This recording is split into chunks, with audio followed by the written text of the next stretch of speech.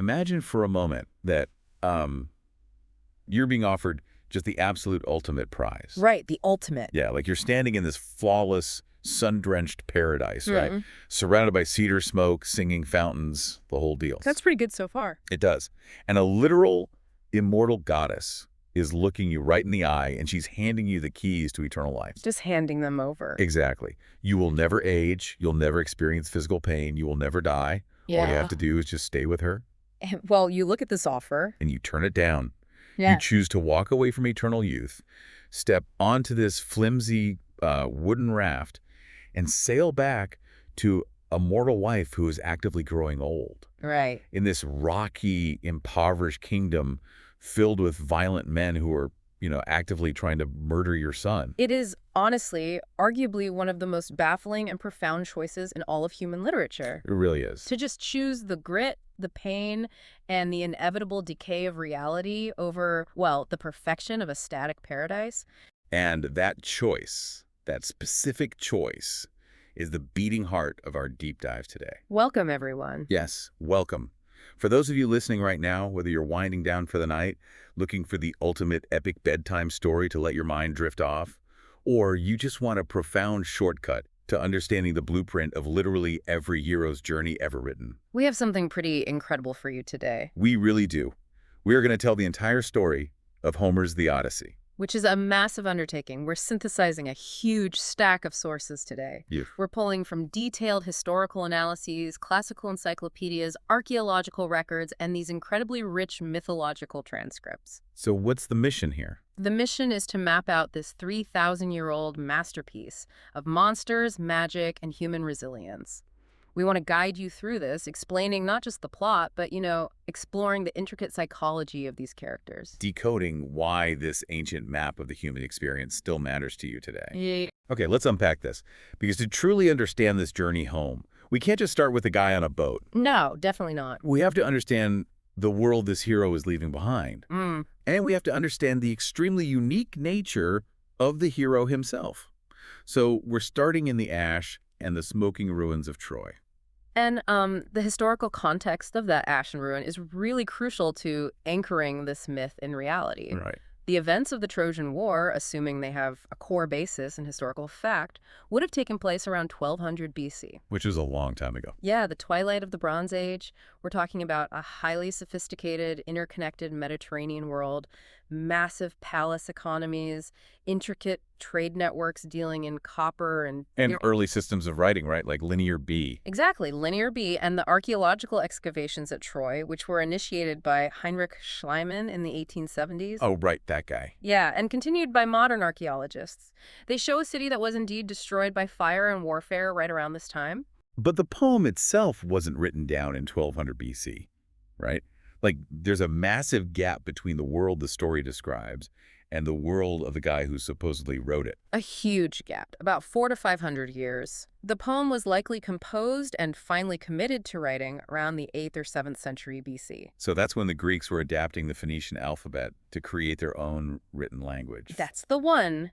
And that gap is what gives birth to the famous Homeric question. I've always been fascinated by this. Was Homer actually a real person? That is the million-dollar question. Like, was he a single, blind, genius poet from Ionia, like the ancient traditions claim? Or is Homer just, I don't know, a convenient brand name we slapped onto generations of oral storytellers who passed this epic down around campfires for half a millennium? The textual evidence points to a brilliant synthesis of both, actually. The poem absolutely bears the unmistakable architecture of an oral tradition. Meaning they didn't just write it down and read it?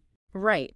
These ancient storytellers, known as rhapsodes, didn't memorize a 12,000-line poem word for word. That would be completely impossible. So how did they do it? Well, they used a very specific rhythmic meter called dactylic hexameter. How does that actually work in practice? Because honestly, dactylic hexameter sounds like a terrifying math equation. I know, it really does. But think of it like a musical heartbeat.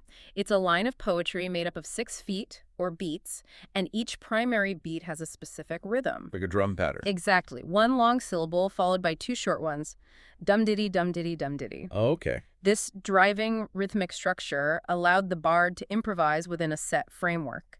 They used recurring, modular phrases that perfectly fit that rhythm to give themselves time to think of the next line. Wait, is that why you constantly hear phrases like the wine dark sea or gray-eyed Athena? Yes, precisely. They are rhythmic building blocks. That makes so much sense. But despite that modular oral nature, the Odyssey possesses such a tightly woven thematic and structural unity that the majority of modern scholars believe a single master intellect must have given the story its final, magnificent shape. And that master intellect drops us right at the bitter end of a 10-year, grinding, stalemated conflict. The Trojan War. Yeah. The Achaeans, which is the term Homer uses for the Greeks, have finally broken Troy. But the crucial detail here is how they broke it. Right, it wasn't a standard victory. Not at all. Yeah. They didn't win through brute strength. They didn't win because Achilles ran faster or hit harder than anyone else. I mean, Achilles is dead by this point. Long gone. They won because they hid inside a giant wooden horse, tricked the Trojans into dragging it inside their impenetrable walls, and then slaughtered them in their sleep. It was pure deception. And the architect of that wildly successful, incredibly deceptive trick, that's our guy, Odysseus, the king of the rocky island of Ithaca. And his role there represents a seismic shift in what it means to be a hero. How so? Well, in the Iliad, greatness is defined by physical prowess, raw power, and seeking glorious death on the battlefield. But Odysseus is a different breed entirely. He really is. His name, derived from the Greek verb odusamai, carries undertones of trouble, or to be angry at, or even to cause pain. Wow. He is constantly described by Homer with very specific epithets. He is Polytropos, the man of many turns, the adaptable man. He is Polymatus, the man of much cunning and many devices. I always try to explain him to people as a Bronze Age Batman. I love that comparison. Right. Think about it. His superpower isn't that he's invincible or born with divine speed. His superpower is his intellect, his extreme adaptability, his absolute mastery of strategy. And his gadgets. Yes. His reliance on gadgets, because a giant, hollow wooden horse on wheels is essentially the ultimate Bronze Age gadget. It really is. In a world entirely populated by guys who just want to smash each other over the head with bronze swords, Odysseus is playing four-dimensional chess. That analogy captures his essence perfectly. What's fascinating here is that the post-war world, the landscape of the Odyssey, does not reward the warrior who can conquer cities. It rewards the survivor? Exactly. It rewards the individual who can read a room, navigate complex social dynamics, outwit supernatural threats, and adapt to shifting environments without losing their core identity. So he's the smart guy in the room. Odysseus is the quintessential hero for an uncertain, chaotic world because his greatness resides entirely between his ears. So he has his war loot. He has a fleet of 12 ships with their prows painted crimson, and he's ready to head back to his wife Penelope and his infant son Telemachus. Sounds like a standard trip home. Right. He assumes it's going to take a few weeks of sailing. Instead, it takes him a decade. A full 10 years. And the moment his fleet leaves the shores of Troy, things immediately start to unravel. We cross this invisible boundary, leaving the historical reality of military conflict and sailing straight into the realm of pure myth. Yeah, and their very first landfall after Troy illustrates exactly why they are so ill-equipped for this new world. What happens? They land at Ismarus, the territory of the Cicons, who had been allies of the Trojans. And here, Odysseus and his men behave exactly like the conquering soldiers they have been for the last 10 years. Oh boy. They sack the city, they plunder the wealth, they kill the men, and they enslave the women. Typical Bronze Age warfare. Right. Odysseus, reading the situation, advises his men to cut and run immediately. But his men refuse. They want to slaughter sheep on the beach and drink the sweet wine they've just stolen. They're essentially suffering from an epic hangover of violence. Like they're acting like they're still living inside the Iliad, just taking whatever they want by force, assuming their swords solve every problem. And that assumption costs them dearly. The Cicons go inland, gather massive reinforcements, and attack the Greeks at dawn. And it doesn't go well. It's a bloodbath. The Greeks suffered devastating casualties. 6 men from every single one of the 12 ships are killed before they manage to row away. That's a huge loss right out of the gate. It is. This episode is the vital bridge of the epic. It forcefully transitions the crew from the known rules-based world of warfare into the deeply complex moral universe of the Odyssey. Where actions have profound consequences. Immediate and often supernatural consequences. And nature itself seems to reject them. Right? Huh? As they try to sail south to round the tip of Greece and head up to Ithaca, a massive, howling storm blows them totally off the map for 9 straight days. Completely off course. When they finally make landfall, they've arrived in the land of the Lotus Eaters. Now, this is such a fascinating, almost psychedelic sequence. It's very surreal. Odysseus sends some scouts inland. They meet these peaceful locals who offer them some honey-sweet fruit. But this fruit is basically a potent narcotic. Right. It induces a state of blissful, absolute forgetfulness. The moment the scouts eat it, they lose every ounce of desire they ever had to go home. They just want to stay. Yeah, they just want to sit in the sand and exist in a state of numb complacency forever. We have to look at the psychological allure of what is happening here. The Lotus Eaters represent the profound temptation of simply giving up. Which makes sense, given what they've been through. Exactly. These men have just survived 10 years of brutal, bloody trench warfare. They've just watched dozens of their friends die on the beaches of Ismarus. So they're traumatized. Deeply. The idea of letting go of their trauma, abandoning their painful memories, and relinquishing all their heavy responsibilities is incredibly seductive. Trauma makes the void look like a paradise. Wow, yeah. So Odysseus literally has to physically drag his weeping men back to the ships, force them underneath the rowing benches, and tie them down to save them from their own desire to forget. Which honestly proves he's a phenomenal leader in that moment. Yeah. He saves his men from themselves. He forces them to remember who they are. He does. But then they row onward and land on the island of the Cyclops. And this is where Odysseus makes a calculated choice that unravels his entire life. A massive turning point. They find this massive, echoing cave filled with giant wheels of cheese and pens full of bleating sheep. The crew looks at this and says, great, let's grab the cheese, steal the sheep, and run back to the boats. Which is the smart, pirate-like thing to do. Exactly. But Odysseus says no. He is curious. He wants to see the owner of the cave, and he expects to be given a traditional guest gift, a demonstration of hospitality. It is a catastrophic miscalculation, and it's rooted in his assumption that the rules of civilized society apply everywhere. Which they definitely don't. No. The owner is Polyphemus, a giant, one-eyed cannibal who also happens to be the son of Poseidon, the god of the sea. Not someone you want to mess with. Definitely not. Polyphemus returns, drives his flocks inside, and traps the Greeks in the cave by rolling an impossibly heavy boulder over the entrance. And Odysseus tries to talk his way out. He steps forward and demands hospitality under the laws of the gods. But Polyphemus completely ignores the Greek rules of civilization. What does he do? Instead, he grabs 2 of Odysseus's men, bashes their brains out on the cave floor like puppies, tears them limb from limb, and eats them raw. It is pure, unfiltered nightmare fuel. They are locked in a stone vault with a monster who is casually eating them 2 by 2 for breakfast and for dinner. Just picking them off. And the truly terrifying part is the logic of their trap. Odysseus considers sneaking up and driving his sword into the giant's liver while he sleeps. But he realizes he can't. Right? Because if he kills the giant can't move the boulder. They would just slowly starve to death in a tomb with a dead monster. So brute force is entirely useless. The Bronze Age Batman has to activate his intellect. He approaches the giant and offers him some incredibly strong, unwatered wine he brought for the ships. A very smart move. He gets the giant blackout, dangerously drunk. And when Polyphemus drunkenly asks for his name, Odysseus delivers one of the greatest lines in literature. He says, "My name is nobody." In the original Greek, the word is autos. The linguistic brilliance of this wordplay cannot be overstated. It's so clever. It is. When Polyphemus finally passes out in a drunken stupor, Odysseus and his remaining men take a massive olive wood stake, heat the sharpened end in the fire until it glows red hot, and drive it directly into the giant's single eye. Ouch.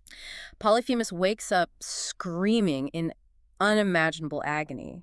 The noise is so loud that the other Cyclops who live on the island rush to the outside of the cave in the middle of the night. Checking on their neighbor. Right. They yell through the boulder, asking Polyphemus, "Who is hurting you? Is someone trying to kill you?" And Polyphemus screams back from the darkness, "Nobody is hurting me. Nobody is killing me by treachery." So the other giants outside just shrug and say, Well, if nobody is hurting you, you must have a sickness sent from the gods. Stop yelling and go back to sleep. Exactly. It is hilarious, but it's also a stroke of absolute genius. Okay. The next morning, the blinded giant has to let his sheep out to graze. He sits at the entrance of the cave and feels the top of every single sheep as it passes to make sure the men aren't riding them out. He's not entirely stupid. No, but Odysseus anticipates this. He has his men tie themselves to the undersides of the sheep in groups of 3.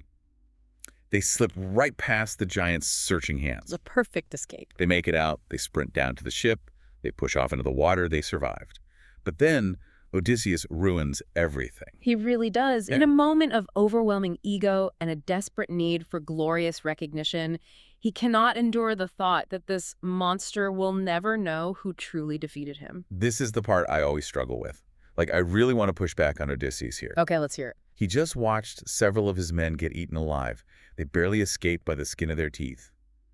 And as they are rowing away, he just has to stand up and taunt the giant. It seems reckless. It is. He screams his real name, his address, his father's name. The giant starts paring off the tops of mountains and throwing them at the sound of his voice, almost sinking the ship. It's a close call. Is Odysseus actually just a profoundly toxic, egotistical leader who gets his employees killed because he needs his name on the plaque? It is completely understandable to view it that way, through a modern lens of leadership accountability. Thank you. But to understand his actions, we have to grasp the concept of kleos. Kleos. Yes. In the pre-literate ancient Greek heroic code, your kleos, your fame, your reputation, what people say about you after you're dead is the closest thing you have to actual immortality. So it's everything to them. Everything. If Odysseus defeats a terrifying monster, but no one ever knows it was him, in the cultural currency of his time, the victory doesn't actually exist. Oh, wow. I hadn't thought of it like that. His identity is built entirely on his fame. He needed to claim the victory. But you're right that it is his fatal flaw. By screaming, "If anyone asks who blinded you, tell them it was Odysseus, the raider of cities, the son of Laertes who lives in Ithaca," he gives Polyphemus the one piece of information the monster needs. A target for a curse. Polyphemus immediately prays to his father, Poseidon. He raises his hands to the sky and essentially says, "Hear me, Lord of the Sea. Grant that Odysseus never reaches his home. But if it is his absolute fate to get there, let him arrive late, in wretched shape, having lost all his men, sailing on a stranger's ship, and let him find deep trouble in his own house." And Poseidon, the Earthshaker, hears that prayer. Of course he does. From this precise moment, the journey shifts fundamentally. It ceases to be a difficult voyage across a challenging sea and becomes a divinely cursed, hostile ordeal. Because of his own pride. The Cyclops represents raw, uncivilized savagery, but it is Odysseus's own hubris, his desperate need for Kleos, that locks him into a decade of unremitting suffering. And what I find so brilliant about Homer's storytelling here is how this curse actually operates. Poseidon doesn't just hit them with a lightning bolt and sink them the next day. No, it's far more insidious than that. The curse manifests by exploiting the crew's own deeply ingrained human flaws. It pushes them right to the edge of magic, betrayal, and total stasis. We see this psychological unraveling immediately. Their next stop is the floating magical island of Aeolia, the home of Aeolus, the warden of the winds. Aeolus is actually pretty cool to them, right? He is actually quite hospitable. He entertains Odysseus, and as a parting gift to help him home, he takes an oxhide bag and binds up all the contrary, howling, dangerous winds inside it. Well, okay. He ties it tight with a silver cord and leaves only the gentle west wind free to blow the fleet directly back to Ithaca. It is the ultimate shortcut. They have the cheat code to get home. They sail for 9 straight days and nights, making incredible time. But Odysseus is on edge. Totally paranoid. He is so obsessed with getting home that he stays at the helm the entire time, refusing to sleep or let anyone else steer. Which is physically impossible to sustain. Right. And on the 10th day, they get so close to Ithaca that they can actually see the men on the shoreline tending their campfires. They are quite literally minutes away from pulling the ships up onto the sand of their home beach. And at that exact agonizing moment of impending triumph, total physical exhaustion overtakes Odysseus. He collapses into a deep sleep. And while he's sleeping, his crew, who've been eyeing this mysterious heavy leather bag tied with silver, start whispering.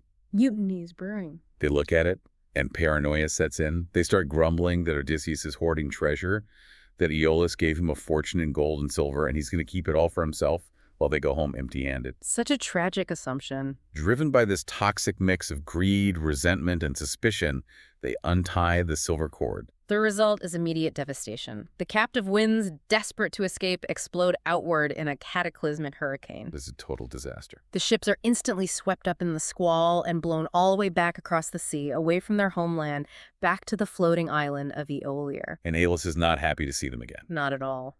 When Odysseus begs for help this time, Aeolus furiously drives him away, realizing that any man who suffers such catastrophic reversal of fortune must be deeply detested by the gods. Let's talk about the mechanics of this failure, because it's so incredibly frustrating to read. How does a crew that has fought together for 10 years just spontaneously betray their commander moments from home? To understand that, we must look at the profound breakdown of trust, which is the core theme here. Who is at fault? Well, both sides, really. Odysseus failed his men by not trusting them enough to simply tell them what was inside the bag. He isolated himself in leadership. That's a good point. If he just said, hey guys, it's wind, they wouldn't have cared. Exactly. And the crew, on the other hand, allowed class resentment, the feeling that they did all the dying while the king gets all the gold, to override their discipline. So it's a two-way street of failure. This mutual failure of trust destroys their chance at an easy homecoming, and it forces them onward to an even darker place. The land of the Laestrygonians. Yes. Which is an episode of just absolute unmitigated carnage. They find this beautiful, perfectly enclosed harbor with steep cliffs on all sides.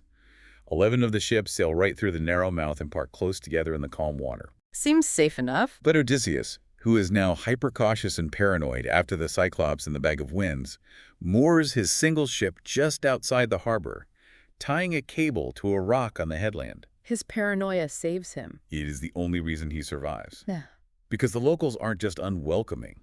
They are a race of colossal, bloodthirsty cannibals. They swarm the cliffs above the trapped fleet, and they don't even bother coming down to fight. They don't? No, they just start tearing massive boulders from the cliffs and hurling them down into the enclosed harbor. It is a total massacre. Oh my God. The ships are smashed to splinters.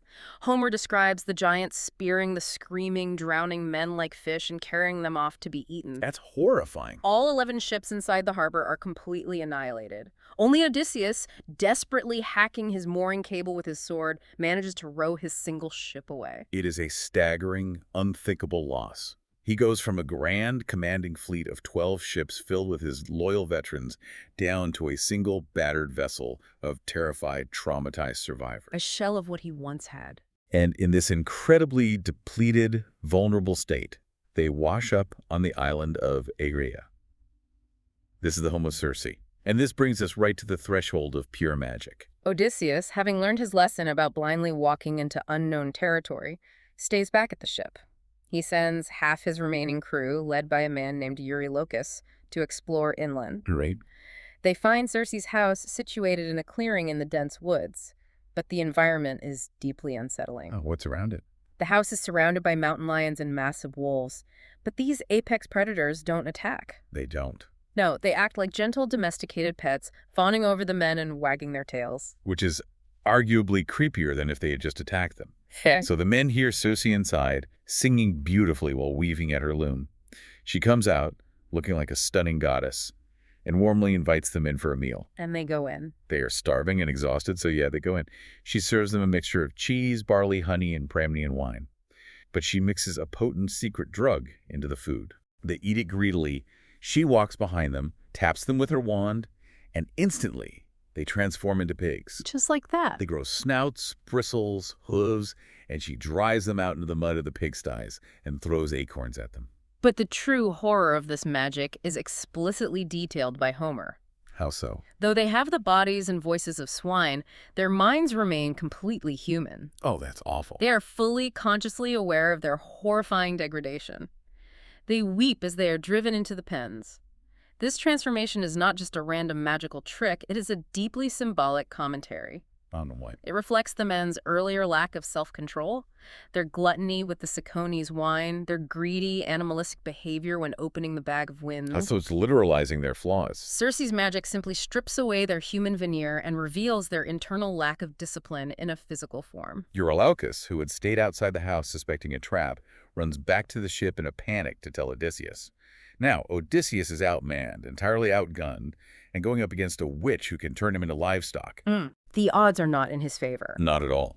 He grabs his sword to go rescue them, but on his way through the dark woods, the divine realm finally intervenes. Hermes, the messenger god, intercepts him. And what does he give him? He doesn't give him a weapon, he gives him a plant. A magical herb called moly, which has a pitch-black root and a milk-white flower. Hermes tells him it will make him completely immune to Circe's magic. The linguistic roots of the word moly are heavily debated, but its function in the story is clear. It represents divine counter-magic, an antidote to the corrupting influence of the wild. And Hermes gives him a battle plan too, right? Yes, very precise tactical instructions. When Odysseus drinks the drugged potion and Circe attempts to strike him with her wand, the moly protects him. He draws his sword and charges at her as if he intends to kill her. And she backs down. Terrified, she capitulates. He forces her to swear a solemn, binding oath by the gods that she will unweave the spell and never attempt to harm him again. She anoints the pigs with a countercharm, and they transform back into men, appearing remarkably younger, taller, and more handsome than before. And you would logically think, okay, grab the guys, run to the boat, and row as fast as you can. That would be the sensible thing. But instead, Circe is so impressed by Odysseus massacring her that she invites him to her bed. And he accepts. Not only that, but he and his crew decide to stay on her island. For quite a while. And they don't just stay for a weekend, they stay for an entire year. They just sit around, feasting on massive quantities of meat and sweet wine, completely checking out of reality. That's a different kind of trap. It's a brand new kind of trap. Right. It's not physical captivity like the Cyclops cave. It is the captivity of luxury and stasis. It literally takes his men coming to him, holding an intervention and saying, hey, Captain, remember Ithaca. Remember your wife. We need to leave. This sequence brilliantly highlights the recurring tension in the human spirit between duty and desire. Odysseus is deeply, fundamentally susceptible to the allure of rest after years of trauma. He just wants a break. He wants to stop fighting. But when he is finally shaken from his complacency and asks Circe for instructions on how to navigate the seas home, she shatters his illusion. Oh, she definitely does. She reveals that the journey home is no longer a simple geographical voyage. To return to the world of the living, he must first descend into the world of the dead. And this brings us to one of the most chilling, elemental, and atmospheric parts of our entire deep dive. The journey to the underworld, the katabasis, as the ancient Greeks called it. Pivotal moment in the epic. They don't just sail down, they sail to the absolute edge of the world, to the foggy, sunless shores of the river Oceanus. Circe has given them strict instructions on how to perform the necromantic rituals required to summon the dead. It is an incredibly eerie, solemn, and meticulously detailed sequence. Odysseus uses his sword to dig a cubit-square trench in the earth. And then pour stuff in it, right? Around this pit, he pours 3 distinct libations to the dead. First, honey and milk, then sweet wine, and finally pure water, sprinkling barley over it all. Kind of like a recipe. Then comes the crucial element blood magic. He sacrifices a ram and a black ewe, letting their dark blood stream into the trench. Why blood? Because in the Greek concept of the afterlife, the dead are mere shadows, mindless flitting phantoms. They need to drink the warm blood of the living to temporarily regain their consciousness, their memory, and the ability to speak. So the spirits of the dead come swarming up out of the darkness. Brides, old men, young warriors, still wearing blood-stained armor. They are desperate to drink the blood. It's a terrifying scene. Odysseus has to sit there, terrified, drawing his bronze sword and physically beating back the ghosts of the dead to keep them away from the trench until he can speak to the one spirit he actually needs, the blind prophet Tiresias. Tiresias arrives, drinks the blood, and provides Odysseus with the crucial roadmap for his survival. What does he tell him? He warns him explicitly about the lingering wrath of Poseidon. He gives him strict, non-negotiable instructions regarding the sacred cattle of the sun god, which we will see play out shortly. The cows. And most importantly, he prophesies the violent, bloody reckoning that awaits Odysseus with the suitors back in Ithaca, confirming that reaching home will not be the end of his struggle. But the underworld isn't just a place to get directions. While he's down there, Odysseus experiences profound emotional devastation. He sees the spirit of his own mother, Anticlea. That part is so tragic. He didn't even know she was dead. She had died of a broken heart, waiting for him to return from Troy. He tries to embrace her, He lunges forward 3 times to hug her, and 3 times she just slips right through his arms like a shadow or a wisp of smoke because she has no physical form. It's a brutal realization for him. It is deeply heartbreaking. And then he speaks to the ghosts of his old war buddies, the great glittering heroes of the Iliad. He meets Agamemnon, the commander of the entire Greek army at Troy. Agamemnon's presence serves as a dark mirror to Odysseus' own journey. Because he actually made it home. Yes, Agamemnon successfully reached his home, only to be butchered at his own dinner table by his wife, Clytemnestra, and her lover. Rough homecoming. Very. Agamemnon's spirit is incredibly bitter, deeply misogynistic, and consumed by betrayal. He warns Odysseus, basically saying, "Never trust a woman, not even your own wife. Do not tell her everything you know, and when you bring your ship into port, do it in secret." Which totally messes with Odysseus' head. It plants a seed of paranoia in Odysseus that dictates exactly how he will approach Ithaca later. But the most staggering conversation is with Achilles. Achilles is the ultimate, undisputed embodiment of the heroic warrior ethos. The greatest of them all. During his life, he was given a choice by the gods. He could have a long, obscure, peaceful life or a short, violent, glorious life that ends on the battlefield. He chose glory. He did. So Odysseus tries to comfort him, saying, "Hey, you were honored like a god when you were alive, and now you are king among the dead. Don't be sad." But Achilles delivers a response that completely dismantles the entire ideological foundation of the Iliad. I will quote it directly because it is one of the most important lines in the epic. Please do. Achilles looks at Odysseus and says, "Do not try to console me about death, glorious Odysseus. I would rather be a poor, living servant bound to a landless peasant farmer than be the undisputed king of all the dead." It just completely subverts everything we were taught to value in the Iliad. In the previous epic, it was all about dying beautifully for fame. Right. But here, the greatest warrior who ever lived is saying that fame is ashes. The Odyssey is making a radical new argument. Being alive is the prize. Survival, breathing the air, even if you are poor and struggling, is infinitely better than being famous in the dirt. Precisely, to take that a step further, the concept of Gnostus homecoming, life, and the preservation of the self completely replaces the Iliad's glorification of war. So death isn't cool anymore. Death in the Odyssey is depicted as cold, shadowy, and entirely undesirable, regardless of how much kleos you accumulated in life. This revelation hardens Odysseus' resolve to survive at all costs. But to survive, he has to navigate a gauntlet of horrors that test his intellect and his leadership to the breaking point. Leaving the underworld, they sail back into the realm of the living, and their first challenge is the sirens. The sirens. Now, we often picture sirens as beautiful mermaids, but Homer describes them sitting in a lush meadow surrounded by massive, rotting piles of human bones and flayed skin. Much more gruesome. They sing a song so impossibly, piercingly beautiful, promising omniscience and absolute knowledge of the world, that any sailor who hears it will throw himself into the sea and drown trying to reach them. Let's examine how Odysseus handles this through the theme of forbidden knowledge and human restraint. Okay. Armed with advice from Circe, he takes a large wheel of beeswax, cuts it into small pieces, kneads it until it is soft, and personally plugs the ears of every single one of his crew members. So they can't hear anything. They are completely deaf to the sound and insulated from the temptation. But Odysseus, driven by his insatiable, almost dangerous thirst for knowledge and new experiences, decides he has to hear the song. He just can't resist. He wants to know what the universe sounds like. So he orders his men to tie him tightly to the ship's massive wooden mast, binding him hand and foot, with strict prearranged instructions not to untie him, no matter how much he begs or threatens them. And as the ship rows past the meadow, the song penetrates his mind. Homer tells us they sing directly to him, promising to tell him all the pains the Greeks and Trojans suffered. Hitting him right where he's vulnerable. The knowledge overwhelms his rational mind.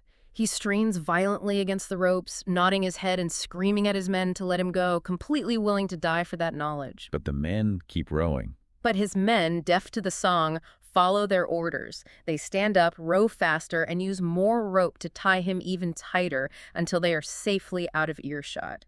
He literally binds himself to a structure of rules to endure an experience that his raw human nature could not survive. It is a phenomenal metaphor for binding yourself to your long-term goals when short-term temptation hits. But the very next trial completely removes all illusion of control. It's an impossible situation. The ocean funnels them into a narrow strait, and they are faced with an impossible, horrific choice. On one side of the strait is Charybdis, a massive, churning whirlpool that sucks down the sea 3 times a day and spits it back out. If the ship goes near it, the entire vessel will be dragged to the bottom and every single man will die. No exceptions. On the opposite cliff face, high up in a dark cavern, lives Scylla. A real monster. She is an abomination. She has 12 dangling legs and 6 obscenely long necks, each topped with a terrifying head lined with 3 rows of jagged fangs. Terrifying. Circe had explained the cruel mathematics of this strait to Odysseus beforehand.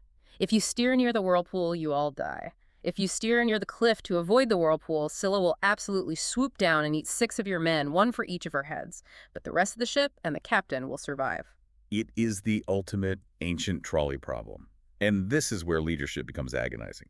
Odysseus has to make a calculated sacrifice. He chooses to hug the cliff face. He chooses a definitive, gruesome partial loss to avoid total annihilation. It's the only logical choice. But here is the part that haunts me. I want you, the listener, to put yourself in Odysseus' sandals in this moment. You are the captain. You know for a fact that in about 5 minutes, 6 of your friends' men you fought beside at Troy for 10 years are going to be snatched into the air and eaten alive. And you can't stop it. And there is absolutely nothing you can do to stop it. Furthermore, you cannot even warn them. Because if you tell them there is a monster above them, they will panic, drop their oars, hide under the benches, and the ship will drift into the whirlpool, killing everyone anyway. The burden of that silence is crushing. Odysseus arms himself, pacing the deck, staring up at the cliffs, waiting for the inevitable. It must have been agonizing. Homer describes the moment vividly. As the men are distracted, staring in terror at the swirling vortex of Charybdis on one side, Scylla strikes from above on the other. So fast. She snatches the 6 strongest, bravest men from the deck. Odysseus turns to see them dangling high in the air above him, their legs and arms flailing. Ugh, that's brutal. In their final, agonizing moments, they scream his name one last time, reaching their hands out to him for help that he cannot give, before they are dragged into the cavern and devoured raw. Wow. Odysseus later recounts to his host that of all the things he witnessed on his journeys, watching those men die while reaching out to him was the most pitiful, gut-wrenching trauma he ever endured. It is the brutal, cold calculus of survival, and it breaks the spirit of the remaining crew. They are traumatized, starving, and completely physically exhausted when they row away and land on Thrinacia, the island of the sun god, Helios. This is where things really fall apart. Now, both Tiresias in the underworld and Circe had explicitly, repeatedly warned Odysseus, do not, under any circumstances, touch the sacred cattle of the sun god that graze on this island. If you do, your ship and your men will be destroyed. A very clear warning. Odysseus tries to make them row past the island, but Eurylochus mutinies, saying the men are too exhausted to go on. They land, intending to stay for one night, but the gods trap them. A fierce, unyielding south wind blows for a solid month. So they're stuck. They cannot leave. Their provisions from Circe run out. They resort to roaming the island, desperately trying to catch birds and fish with bent hooks, their bellies hollow with starvation. Just wasting away. Once again, the crisis hinges on leadership and desperation. Odysseus steps away, going inland to wash his hands and pray to the gods for salvation. But the gods simply cast a deep sleep over him. And while the boss is asleep, Eurylochus gives a speech to the starving crew. He says, "Listen, all deaths are hateful to miserable mortals, but dying of starvation is the most pathetic way to go. Yeah. Let's slaughter these sacred cows." He justifies it perfectly. Yeah, he says, if we ever get back to Ithaca, we'll build a massive, glorious temple to the sun god to pay him back. And if he decides to sink our ship right now in anger, I'd rather drown instantly in the ocean than slowly waste away on this rock. It is the rationalization of desperate men who have reached the absolute limits of their physical endurance. So they do it. They slaughter the best of the cattle, wrap the thigh bones in fat, and roast the meat. But the text provides a deeply eerie, supernatural warning that they have violated a fundamental cosmic law. This part is so weird. The flayed skins of the cattle begin to crawl along the ground. The meat roasting on the spits begins to low and groan, sounding exactly like living cows. It's a terrifying scene. The sun god, Helios, sees this from the sky, flies into a rage, and goes straight to Zeus, threatening to take the sun down into the underworld and shine it among the dead if he doesn't get justice. Zeus agrees to punish them. When the winds finally die down and the crew eagerly sets sail, they don't get far. A dark storm cloud settles over the ship. Zeus hurls a blinding, massive thunderbolt directly into the center of the vessel. The ship is blown into splinters. Utter destruction. The air is filled with the smell of sulfur. Every single crew member is thrown into the boiling sea, bobbing like seabirds for a moment before they drown. The curse of Poseidon, the prophecy of Tiresias, it's all fulfilled. Only Odysseus survives, because he did not partake in the sacrilege of eating the cattle. But his survival is a desperate, solitary affair. Just him and the ocean. He manages to lash the broken keel and the mast together with a backstay made of oxhide. He clings to this makeshift raft, is blown back past the whirlpool of Charybdis, and spends 9 agonizing days floating aimlessly, blistered by the sun and starved, on the vast, empty expanse of the open ocean. He has been systematically stripped of everything. His grand fleet of 12 ships, his hundreds of loyal men, his Trojan war loot, his armor, his glory, everything is gone.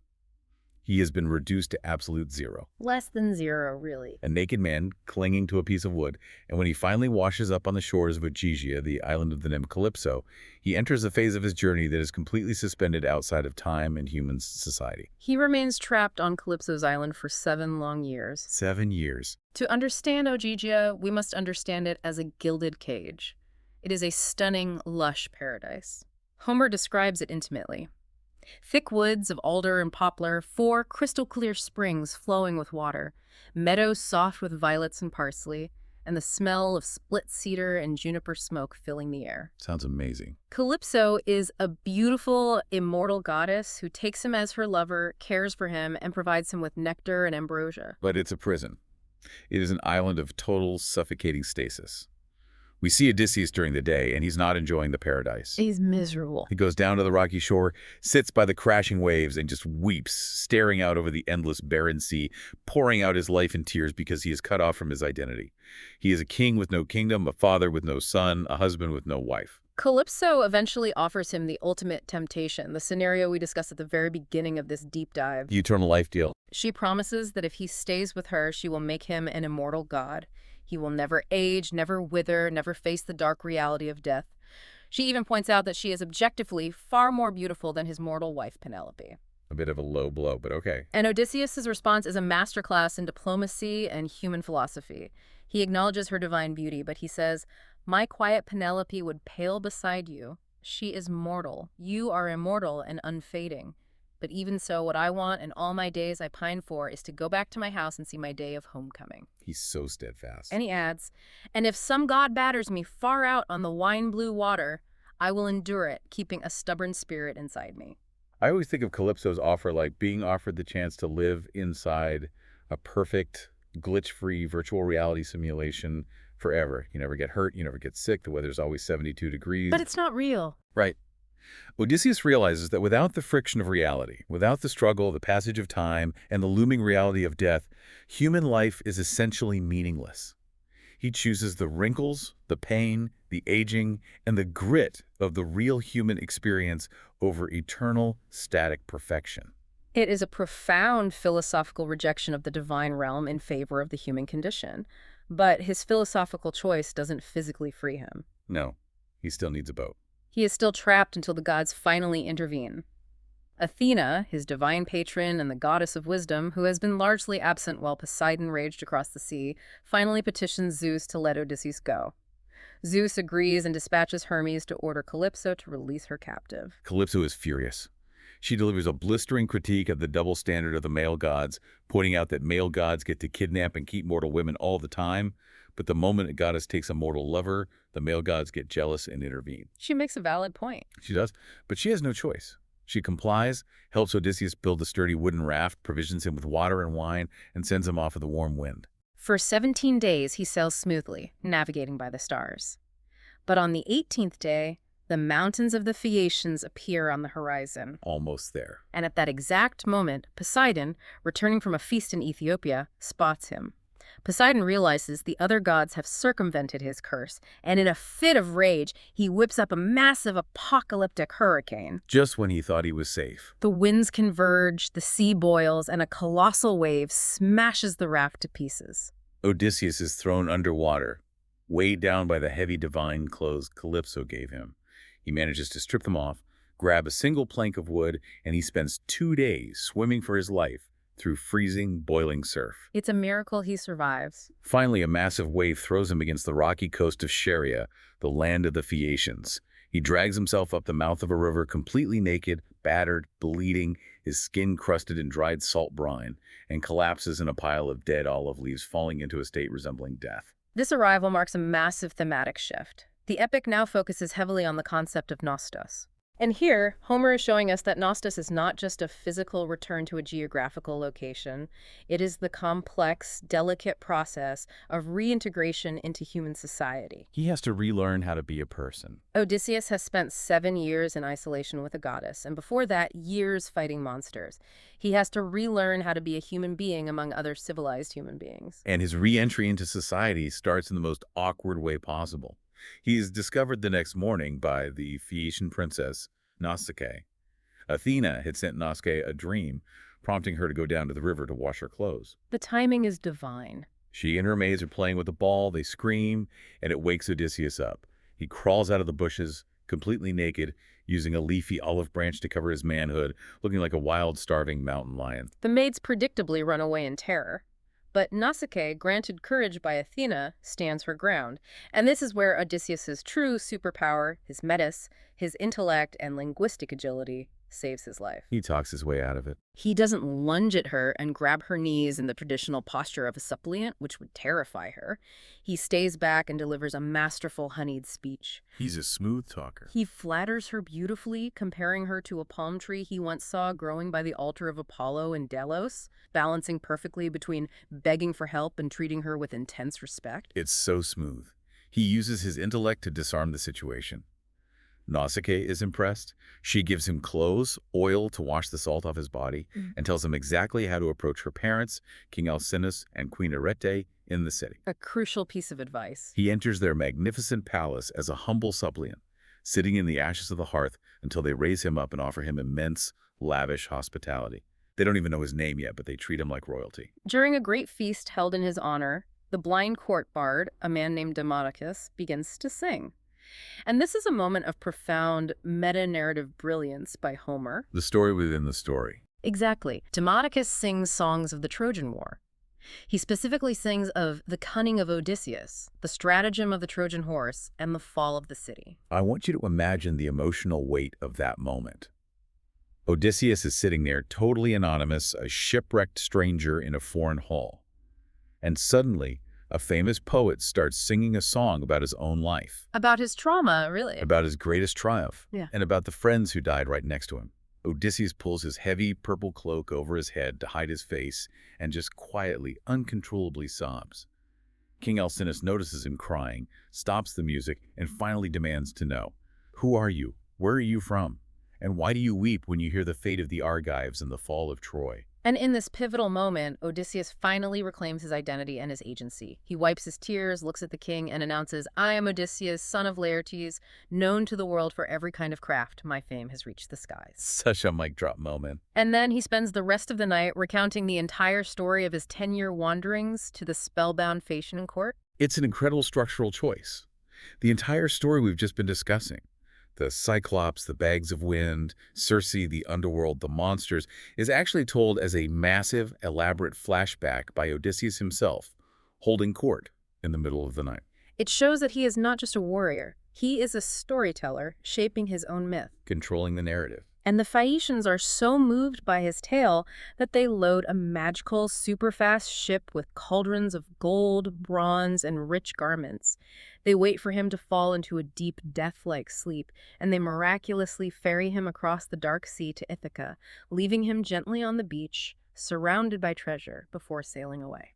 After 20 long years, he is finally physically home. But the arrival in Ithaca is not a moment of triumphant music, fireworks, and open arms. When Odysseus wakes up on the sand, the island is shrouded in a thick, supernatural mist by Athena. He doesn't even know where he is. He doesn't recognize his own homeland at first. He groans, thinking the Phaeacians have betrayed him and dumped him on a strange, hostile shore. Because surviving sea monsters is one thing, but navigating the treacherous, viper-filled politics of his own home is going to be the hardest, most dangerous challenge yet. He has to become the undercover king, A whole new kind of battle. Athena appears to him, clears the mist so he can see the familiar shape of Mount Neriton, and gives him a brutal situational update. His palace is currently occupied by 108 incredibly arrogant, violent, parasitic young nobles from Ithaca and the neighboring islands. These are the suitors, and we must understand them not just as rude house guests, but as an existential threat to the oikos, the fundamental unit of the Greek household and estate. They're destroying his legacy. For 3 years, presuming Odysseus is dead at the bottom of the sea, they have occupied his great hall. They're systematically slaughtering his cattle, drinking his vintage wine, sleeping with his servant women, and constantly aggressively harassing Penelope. Demanding she marry one of them. Demanding she choose one of them to marry so they can inherit the wealth and power of the kingdom. Furthermore, they are actively plotting an ambush to murder Odysseus' young son, Telemachus, who has just sailed away to seek news of his father. Athena knows that if Odysseus just walks in the front door wearing his shiny new Phaeacian clothes and announcing he's back, those 108 men will draw their swords and butcher him on the spot. They wouldn't hesitate. So she uses her divine magic to physically alter his appearance. She shrivels the skin on his limbs, strips the hair from his head, dulls his eyes, and dresses him in a filthy, soot-stained deer hide and disgusting rags. She disguises the great king as an old, scarred, pitiful beggar. And this initiates a massive driving theme for the entire second half of the epic, testing. Testing loyalty. To rebuild his kingdom, he must first test the loyalty of those who remain. Athena directs him to travel up into the hills to the hut of his loyal swineherd, a man named Eumaeus. And Eumaeus is great. He is. And here, the epic's moral compass comes into sharp, undeniable focus through the concept of xenia, or guest friendship. Eumaeus is technically a slave. He sleeps outside in the cold with the pigs. But he acts like a king. When the disguised beggar approaches, Eumaeus shows him perfect, impeccable hospitality. He welcomes him in, builds a warm seat of brushwood covered with a goatskin, slaughters 2 prime piglets for his dinner, and treats him with profound respect, stating that all strangers and beggars come from Zeus. Meanwhile, down in the palace, the high-born, incredibly wealthy suitors are violating Xenia in the most abhorrent ways imaginable. They are rude, they throw things at guests, they hoard food that doesn't belong to them, and they plot murder under a host's roof. It's a stark contrast. Homer is making a very clear, highly subversive point here. True nobility manifests entirely in your moral behavior, not in your birthright, your royal blood, or your bank account. The slave is noble, and the nobles are monstrous. Well, in the swineherd's hut, Telemachus returns from his own journey, having narrowly, miraculously avoided the lethal ambush set by the suitors at sea. Just in time. He arrives at the hut. Athena temporarily removes Odysseus's beggar disguise, making him look young and godlike, and father and son are finally tearfully reunited. Must have been overwhelming. They weep so loudly that Homer compares their cries to birds of prey whose nests have been robbed. After the emotion subsides, they sit down and coldly, calculatingly begin plotting the absolute downfall of the suitors. A plan is set. Telemachus heads down to the palace first to mingle with the suitors, and Odysseus follows later, back in his filthy beggar disguise, guided by Eumaeus. And walking into his own house like that. And as we follow him down the dusty path, I really want you to pause and imagine the sheer ironclad psychological self-discipline this operation requires. It's unfathomable.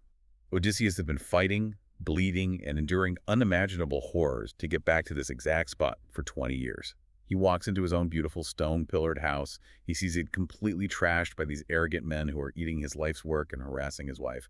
And he has to just stand there. He can't react. He has to hunch over a stick, allow them to mock his bald head, hurl insults at him, and even throw heavy wooden footstools at his back without breaking cover. His emotional restraint is essentially superhuman.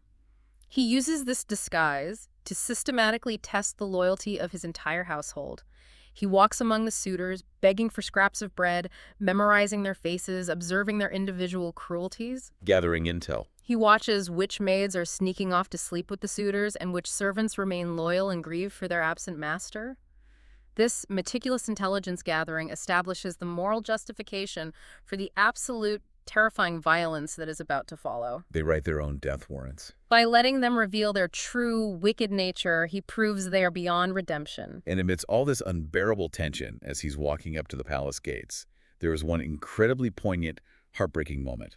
Lying on a pile of manure outside the gates, abandoned and covered in ticks, is an old, dying dog. Ah, Argo! It's Argos, The dog Odysseus, bred and raised from a puppy, but had to leave behind before he went to Troy. The dog is 20 years old, far beyond a normal lifespan, barely clinging to life. He is too weak to even stand up.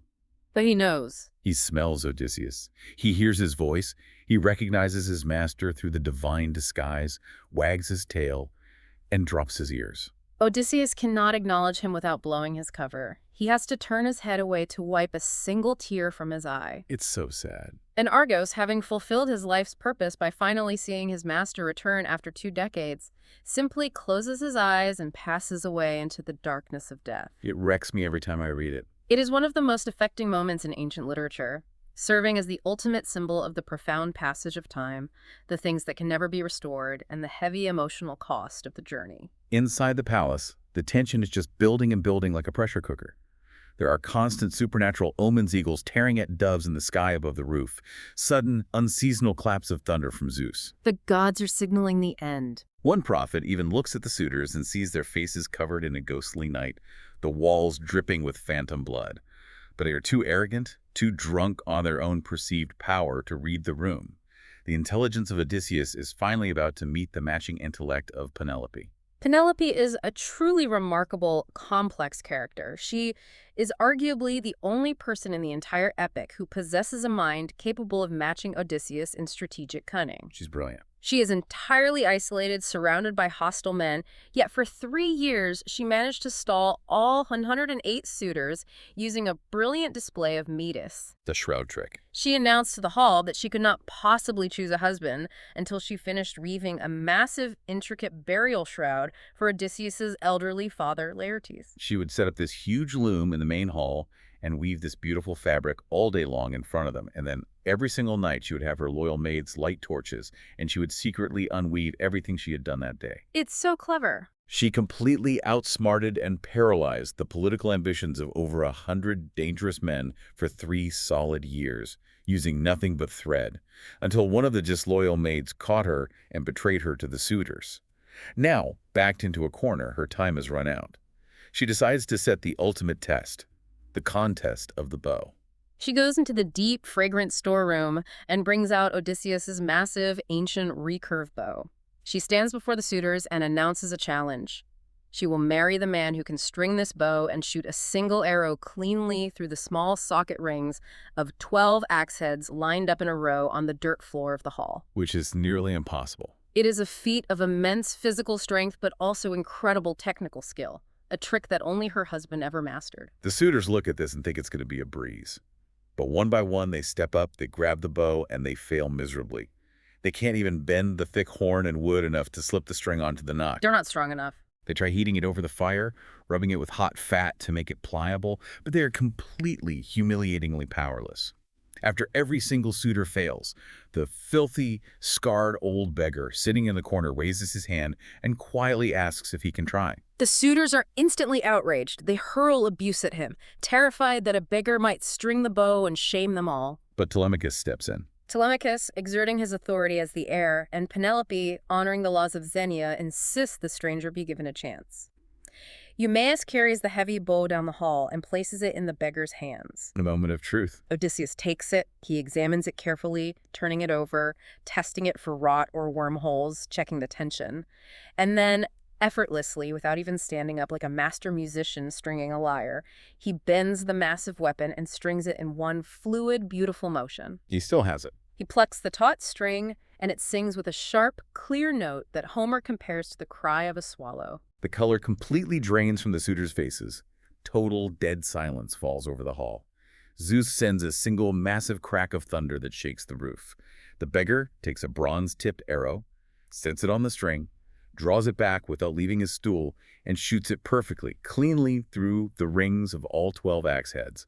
And then the disguise comes off. Odysseus strips off his filthy beggar's rags. He leaps up onto the great bronze threshold of the door, blocking the only exit. Trapping them. He pours out a massive quiver and arrows at his feet, glares at the terrified men, and says, "This matched contest is finished. Now I will shoot at another target, one that no man has ever hit before." He draws his bow and shoots the most arrogant of the suitors, Antinomous, straight through the throat as the man is raising a golden wine cup to his lips. It's a bloody climax, 20 years in the making. taking, Right. the suitors realize they are trapped.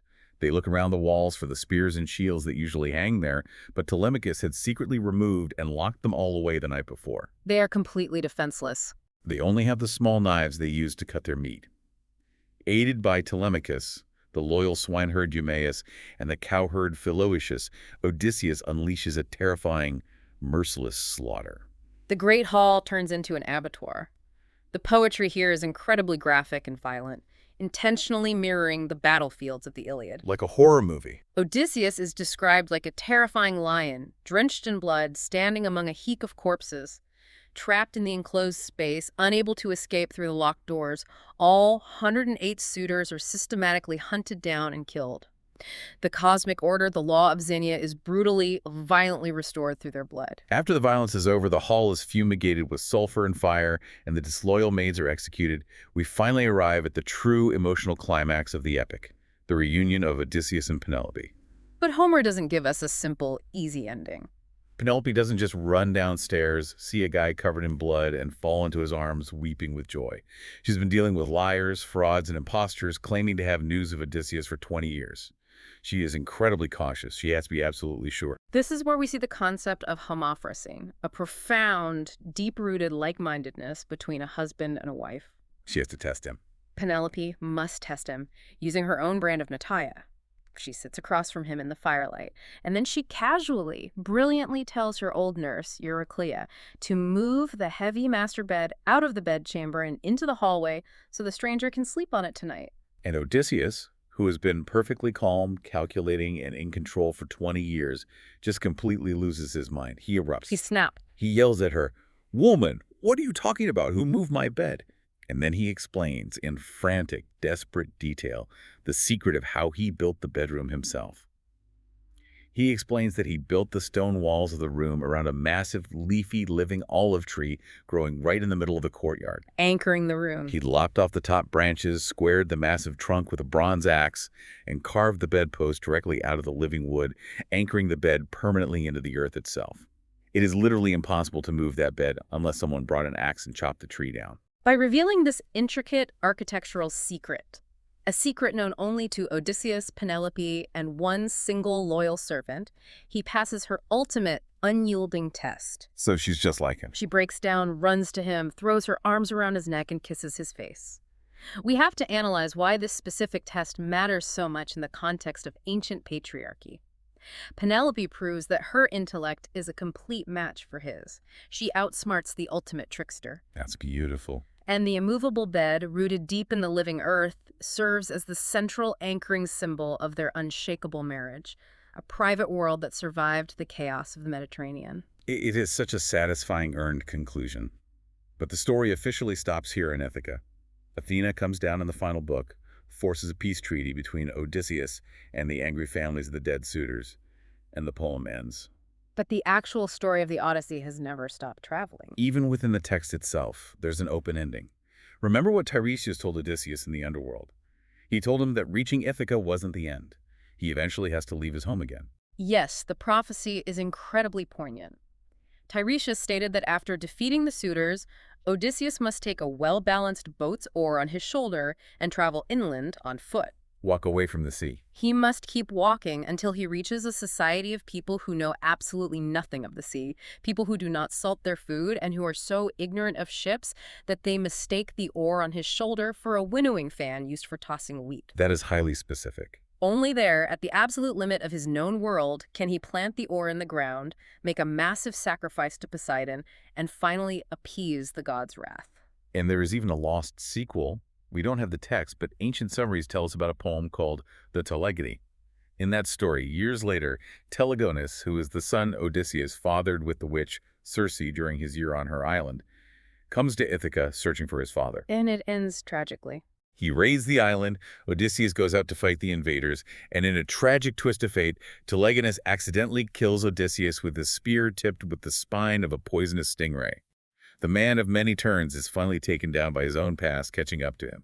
That tragic ending highlights the overarching theme that true homecoming is perhaps never absolute. The tension between arriving and departing is continuous. Which is why we're still talking about it. And that is why the Odyssey has endured. The cultural legacy of this text is foundational to Western literature. Later authors continually reinterpreted his journey to explore their own cultural anxiety. Like Dante, right? Yes, in Dante's Inferno, written in the 14th century, Dante places Odysseus deep in hell, interpreting his endless wandering and silver-tongued rhetoric not as heroic survival, but as a sinful, dangerous thirst for forbidden knowledge that led his men to destruction. And modern authors are still updating the code of this open-source story. Margaret Atwood wrote the Penelopiad, which brilliantly shifts the camera, giving a voice to Penelope and the 12 maids who were executed, offering a sharp modern critique of the brutal patriarchal structures of the ancient world. Madeline Miller's phenomenal novel Circe transforms the witch from a simple two-dimensional obstacle into a deeply complex, sympathetic protagonist navigating her own trauma and divine power. Even our everyday language is infected by Homer.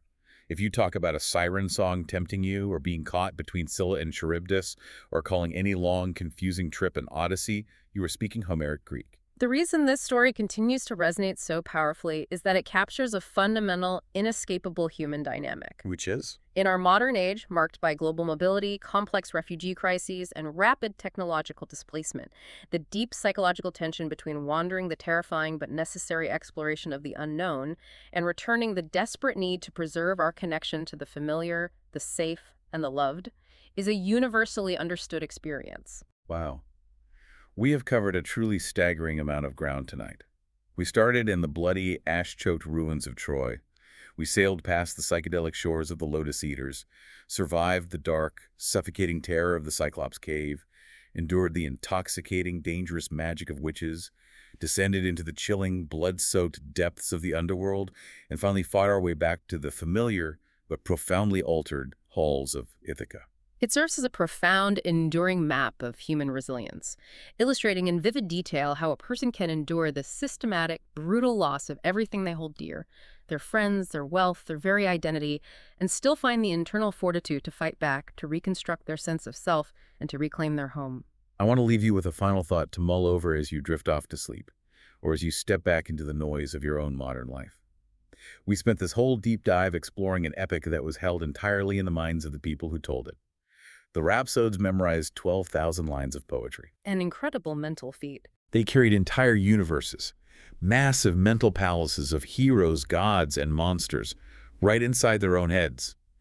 Today, we have outsourced our memories to our screens. We carry the sum of human knowledge in our pockets, but how many grand narratives, how many actual epics do we carry inside ourselves? That's a powerful question. If we lose the ability to hold the story of our own journey in our minds, do we risk losing the ability to navigate the monsters and the whirlpools of our own lives? The oral tradition demanded that the listener actively participate in the creation of the world. By outsourcing our memory, we perhaps dilute our own internal resilience, our own inner Matus. Keep building your inner narrative. Thank you so much for joining us on this deep dive into the ancient world. I hope it brings a profound, restful peace to your mind, and I wish you a safe, steady, and triumphant voyage on your own personal Odyssey. Good night. Imagine, just for a second, that you are a soldier. You know, you've been deployed in this brutal, just absolute meat grinder of a war for 10 solid years. Right, a literal decade of your life. Exactly. You've watched your friends die. You've done things that fundamentally alter your humanity just to survive. And then, when that war finally ends, your journey home takes another 10 years. Which is just unfathomable trauma. Right. A decade of being lost, of constant hypervigilance, shipwrecks, hostile environments, absolute starvation.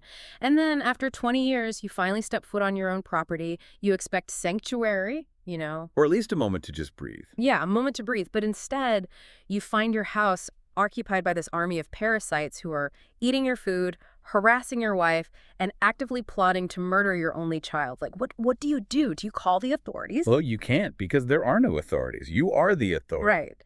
It is the ultimate nightmare scenario of homecoming. Okay, let's unpack this. Welcome to today's deep dive. Glad to be here. We're taking a journey into the thrilling, bloody, and deeply psychological final act of Homer's epic, the Odyssey. To guide us through this climax, we're drawing on a really rich stack of sources, including a comprehensive narrative breakdown titled Fall Asleep to the Entire Story of the Odyssey, Part 3. Yeah, and look, I know that title promises a gentle lullaby, but let me tell you, it's anything but. Oh, totally. The sheer psychological terror and brutal realism of what we are about to discuss is going to keep you wide awake. What's really fascinating here is that um, we often reduce the Odyssey to just a series of mythical monster encounters. Right, like the Cyclops, the sirens, witches. Exactly. But the mission for us today, and for you listening, is to unpack why this ancient climax, which was composed nearly 3,000 years ago, isn't just a simple revenge story. Right, it's not a Monster of the Week adventure. No, not at all. It is this profound exploration of identity, of severe trauma, and of what it truly means to return home after you have been fundamentally, irreversibly changed by the world. Let's set the stakes, because they are astronomical. Our protagonist, Odysseus, has spent those 20 years suffering. He has battled literal gods, terrifying monsters, and frankly, his own immense ego. Oh, definitely his ego. Yeah. And now he is finally on the shores of his homeland, the island kingdom of Ithaca. But the hardest part of his journey is somehow just beginning. I mean, he isn't walking back into the idyllic home he left behind. Not even close. We have to understand the specific socioeconomic collapse happening in his absence. Ithaca has essentially been hollowed out. Right, because the palace is currently overrun by 108 young noblemen. Yeah, from Ithaca and the surrounding islands. And these suitors aren't just annoying house guests. In the context of a Mycenaean palace economy, the king's estate is the state treasury. Wow, okay. So by moving into the palace, consuming his wealth, slaughtering his livestock daily for these massive feasts, they're essentially executing a slow-motion coup. It's like a hostile corporate takeover. Exactly. But they're doing it by drinking all the expensive wine and eating the company's assets until bankruptcy forces a surrender. And they want to force Penelope, Odysseus' brilliant wife, to marry one of them so they can claim the throne. Right, and they are actively plotting to ambush and assassinate his son, Telemachus. Who grew up entirely without his father. It is a total powder keg. So let's start right there on the beach, where Odysseus first wakes up. It is one of the most psychologically rich moments in the entire epic. So the Phaeacians, this mysterious seafaring people who finally bring him home, they drop him off on the shores of Ithaca in the dead of night while he is fast asleep. Just literally dump him on the beach. Pretty much. They leave him with a massive hoard of treasure, arguably more wealth than he would have brought back from Troy, and they depart. But when Odysseus wakes up, his reaction is entirely counterintuitive. Yeah, he doesn't drop to his knees and kiss the sand. No, he looks around and he's entirely disoriented. Because the goddess Athena has shrouded the island in this thick mist. He doesn't recognize his own kingdom at all. He actually panics. He thinks he's been tricked again. He thinks he's been dumped on some random hostile island by smugglers. Which is so telling. It is. Think about that from a psychological perspective. For 20 years, this specific Bert, this specific shoreline, has been the only thing keeping him going. He's been dreaming of it. And when he's finally standing on it, it feels completely alien. Right, it's like a form of dissociative derealization. Totally. If we connect this to the bigger picture, it gets right to the profound truth about the concept of nostos, which is the ancient Greek word for homecoming. Nostos. Yeah. After 20 years of absence, the physical place has changed, sure. But more importantly, the person returning has changed. Memory is highly unreliable. Because for 2 decades, Odysseus has lived on an idealized memory of Ithaca. Exactly. The home of his imagination was frozen in time like amber. But reality is fluid. The mist that Athena uses is described as literal magic in the text, but metaphorically and psychologically it represents the fog of returning to a life that just no longer fits you. That is so deeply relatable. I mean, you go back to your childhood home or your old high school, and the hallways seem smaller, the magic is gone. The reality doesn't match the internal rendering you've held onto. Right. But here, the stakes of that disorientation are life and death. So Athena appears to him. First, she's disguised as a young shepherd. And Odysseus, being the ultimate tactician, immediately spins this elaborate lying backstory about who he is. Which she absolutely loves. Oh, she eats it up. She reveals herself as this towering, beautiful woman, and she essentially praises him for being a sly old fox. It's a defining moment for their dynamic. It really is. Their relationship is less like a distant deity and a groveling worshiper, and much more like a partnership of 2 brilliant, calculating minds. Absolutely. So she catches him up on the political reality of the palace, helps him hide his treasure in a cave, and then she does something strategically crucial. She physically transforms him. This part is wild. She withers his skin, stoops his posture, clouds his bright eyes, and dresses him in filthy rags. The great king of Ithaca, the sacker of cities, is turned into a bald, ragged, aged beggar. It's incredible. He's basically acting like a white hat hacker doing penetration testing on his own security system. It's like a life or death episode of Undercover Boss. That is the perfect analogy. Think about the irony here. This is a man who literally laid siege to Troy, who blinded a cyclops who outsmarted witches, and he has to sneak into his own house through the back door wearing garbage. It's a total, humiliating stripping away of his ego. It is humiliating, but it serves a brilliant, necessary purpose. As a beggar, he occupies what anthropologists call a liminal status. Right, a liminal status. Yeah, he is physically present in Ithaca, but socially he is invisible. He doesn't exist in the hierarchy of power. He is on the absolute lowest rung. Which allows him to safely observe the absolute deterioration of his household from the bottom up. Precisely. If he marched in wearing gleaming armor and declared, "I am the king," he'd be dead in minutes. Yeah, 108 swords against one man. It would be over before it started. Right, so he has to do reconnaissance. And his first stop isn't even the palace. He goes out into the countryside, into the margins of society, to the hut of his old swineherd, a man named Eumaeus. And this interaction is so deeply telling about how this world operates. He really is. Odysseus is dressed as a worthless vagrant, a nobody. But Eumaeus takes him in, he offers him a seat, slaughters 2 of his own precious pigs to feed him, and protects him. Why does Eumaeus go to such lengths for a stranger? Because Eumaeus is demonstrating the sacred concept of xenia. Xenia, so like guest friendship or hospitality. Exactly. Yeah. And to understand why this is so vital, we have to look at the mechanism of Bronze Age travel. There were no hotels, no international law, no police force. You were just out there. Right, if you were traveling, you were entirely at the mercy of strangers. Therefore, society developed this incredibly strict, religiously enforced code of conduct. Zeus himself was the protector of strangers and beggars. Wow, the chief god. Yeah, so the rule's simple. If a stranger comes to your door, you take them in, you bathe them, you feed them, and you do not ask their name until they have eaten. Because tomorrow, you might be the one shipwrecked on a strange island, needing someone to feed you. It's a mutual non-aggression pact built into the fabric of society. Precisely. How you treat a vulnerable stranger at your door is the ultimate test of your moral character in the Homeric world.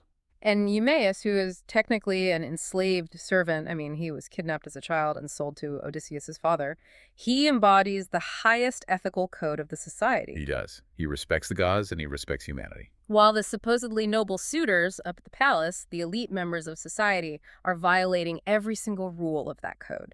They are abusing their host, stealing food, disrespecting strangers. It's a complete inversion of the expected social order. Homer's making a very clear point here for the listener. True nobility in this world is shown through behavior, action, and moral uprightness, not through high birth or inherited wealth. Yeah, Eumaeus, the poorest man on the island, acts with the grace of a king, while the literal princes act like parasitic monsters. Exactly. So Odysseus is hiding out at the swineherd's hut, getting the lay of the land, gathering intelligence, when someone completely unexpected arrives. His son, Telemachus. Right. Telemachus has just returned from a journey of his own. He had traveled to the mainland to seek news of his father from other Greek veterans, and he has miraculously managed to evade a naval ambush set by the suitors. Wait, they actually sent ships out to murder him? Yes. They sent ships to murder him on his way back, so they could eliminate the heir to the throne. But Telemachus goes to the swineherd's hut instead of the palace to get an update on the situation, knowing it's safer. And this sets up one of the most emotional, raw moments in the whole story. Eumaeus steps out for a bit to run an errand, and Athena decides it's time. The big reveal. Yeah, she waves her golden wand and restores Odysseus to his full, glorious form. The rags disappear. He stands there, tall, muscular, radiating power. And Telemachus is absolutely terrified. Well, he averts his eyes. He actually thinks he's looking at a god. Because the transformation is so sudden and profound. You have to put yourself in Telemachus' shoes.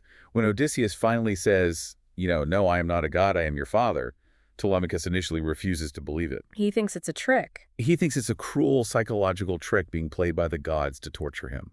The trauma of 20 years of abandonment, of hoping and being disappointed over and over again, it has built up a massive wall of skepticism. He cannot allow himself to believe it's real. But when the reality finally sinks in, man, the text says they both just completely break down. They embrace and weep so loudly that it echoes. It's powerful. And Homer uses this incredibly specific simile. He compares their crying to the keening of eagles or vultures whose nestlings have been stolen by farmers before they could fly. That simile is devastating, and it operates on multiple levels. It captures the fierce, predatory nobility of these two men. They are eagles. They are apex predators, not common birds. Right. But it also profoundly captures the sense of theft. Time was stolen from them. A childhood was stolen. Fatherhood was stolen.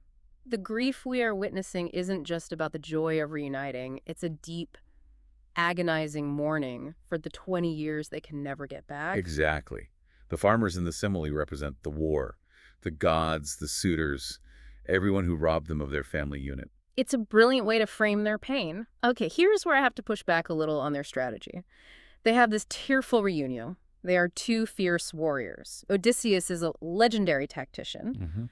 Why don't they just march into town right then, announce that the true king has returned from the dead, rally the loyal citizens of Ithaca, and storm the castle? Why all the sneaking around? It's a very logical question, Yeah. but it ignores the socioeconomic and political reality Homer has carefully built up over the epic. Over the last 20 years, the political fabric of Ithaca has completely broken down. Okay, how so? Well, the suitors aren't foreign invaders. They're the sons of the local nobility. They represent the entrenched political power, the wealthy elite of the island. Oh, right. So if you go to war with the suitors, you are going to war with their fathers, their brothers, their entire estates. Exactly. The general townspeople are either complacent, terrified into submission, or they actively support the suitors because that's where the wealth and influence are flowing now. It's systemic. Yeah. If Odysseus and Telemachus try a frontal assault, it's not just a battle against 108 men, it's inciting a civil war where they are massively outnumbered, and the public is likely to side with the establishment. If they march up to the front gates, they die. Wow. So they need a surgical, stealthy strike. They need an inside job. Precisely. And this is where Odysseus' tactical genius shines. He tells Telemachus to go back to the palace and act completely normal, pretend nothing has changed. Just play it cool. But he gives him one crucial secret mission. When the time is right, Telemachus is to remove every single shield, spear, and sword hanging on the walls of the Great Hall and lock them away in the storeroom. Leaving the suitors completely defenseless when the trap finally springs, that is cold-blooded, and it requires incredible discipline from Telemachus. Total discipline. So the next day, Odysseus, back in his disguise as the old filthy beggar, finally makes the walk up to his own palace. And before he even gets through the door, before he crosses the threshold, we get this scene that just rips your heart out. The scene with Argos. Right. Argos was Odysseus's dog, a magnificent, powerful hunting hound that Odysseus raised from a puppy right before he left for Troy. And now, 20 years later, Argos is ancient.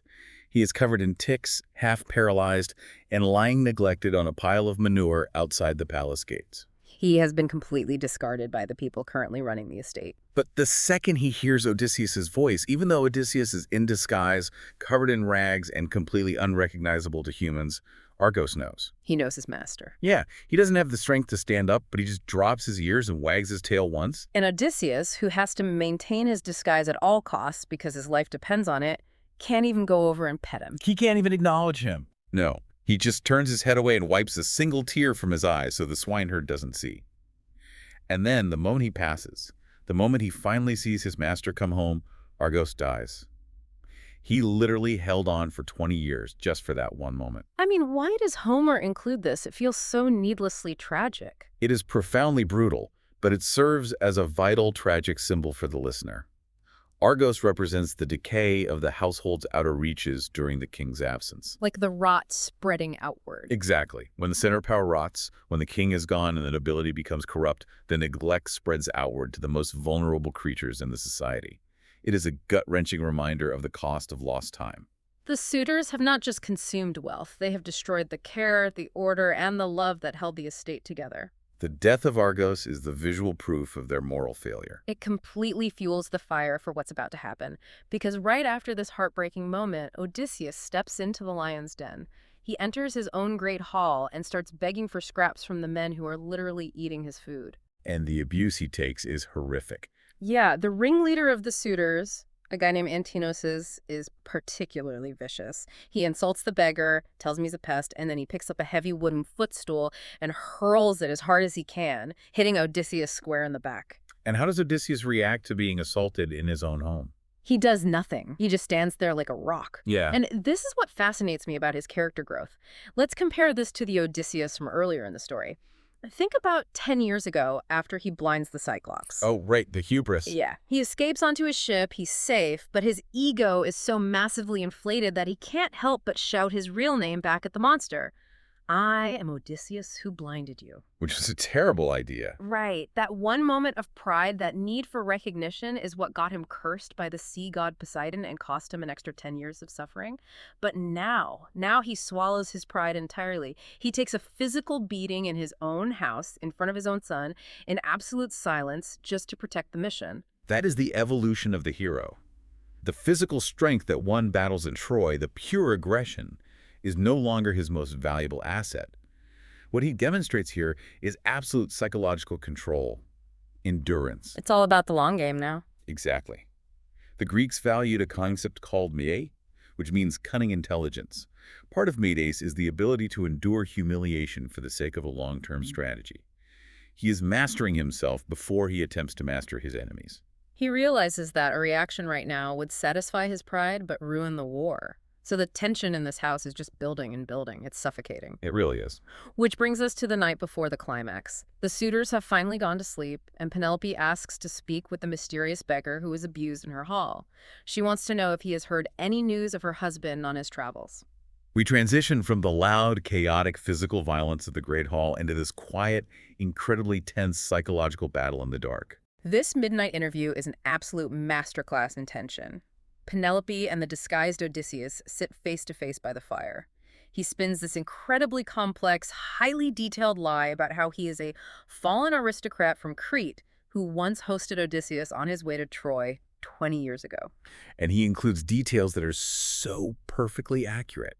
He describes the exact purple wool cloak Odysseus was wearing, the specific gold pin on his chest that featured a hound clutching a fawn. It's so vivid and undeniably true that Penelope just breaks down crying, but she doesn't recognize him. Or well, does she? That is the million-dollar question that scholars have debated for centuries. Homer creates a space of intense, dramatic irony here. They are intimately close, sharing this quiet space, yet they are separated by layers of deception. Right, because Penelope isn't naive. Not at all. We mentioned earlier the concept of homophrosin, this deep, almost spiritual like-mindedness between husband and wife. Penelope is every bit as cunning, cautious, and intelligent as Odysseus.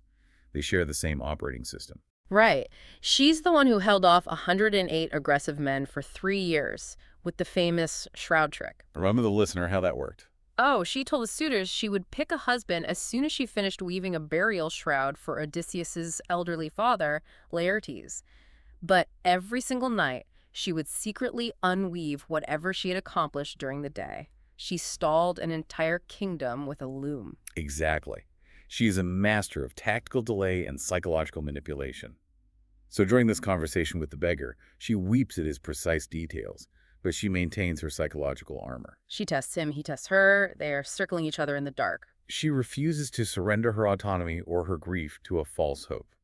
Even if she subconsciously suspects it might be him, she knows that exposing that suspicion could be fatal. But the disguise almost fails anyway, entirely by accident. Because right after this intense conversation, Penelope asks her old faithful nurse, Euryclea, to wash the beggar's feet as a sign of hospitality. And Euryclea was the nurse who basically raised Odysseus from birth. Yeah, she's washing his legs in a bronze basin, and her hands run over this very specific, jagged scar on his thigh. It's a scar he got from a wild boar hunt when he was a teenager. The tactile recognition. This is crucial. She doesn't need to see his face, which has been aged by Athena. Her hands know the history of his physical body. Right. She feels the scar. She drops his foot into the bronze basin. Water spills everywhere with a massive clatter, and she opens her mouth to shout in pure joy that her king is home. And Odysseus' reaction is terrifying. He doesn't gently shush her.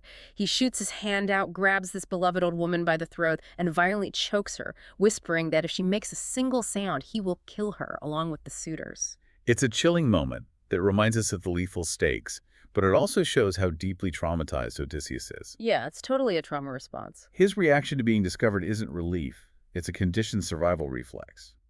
He perceives any breach of his cover as an immediate mortal threat. He cannot afford a single mistake. But if you step back from the violence of that moment, look at the pattern Homer has established. Who are the specific characters who see through the disguise?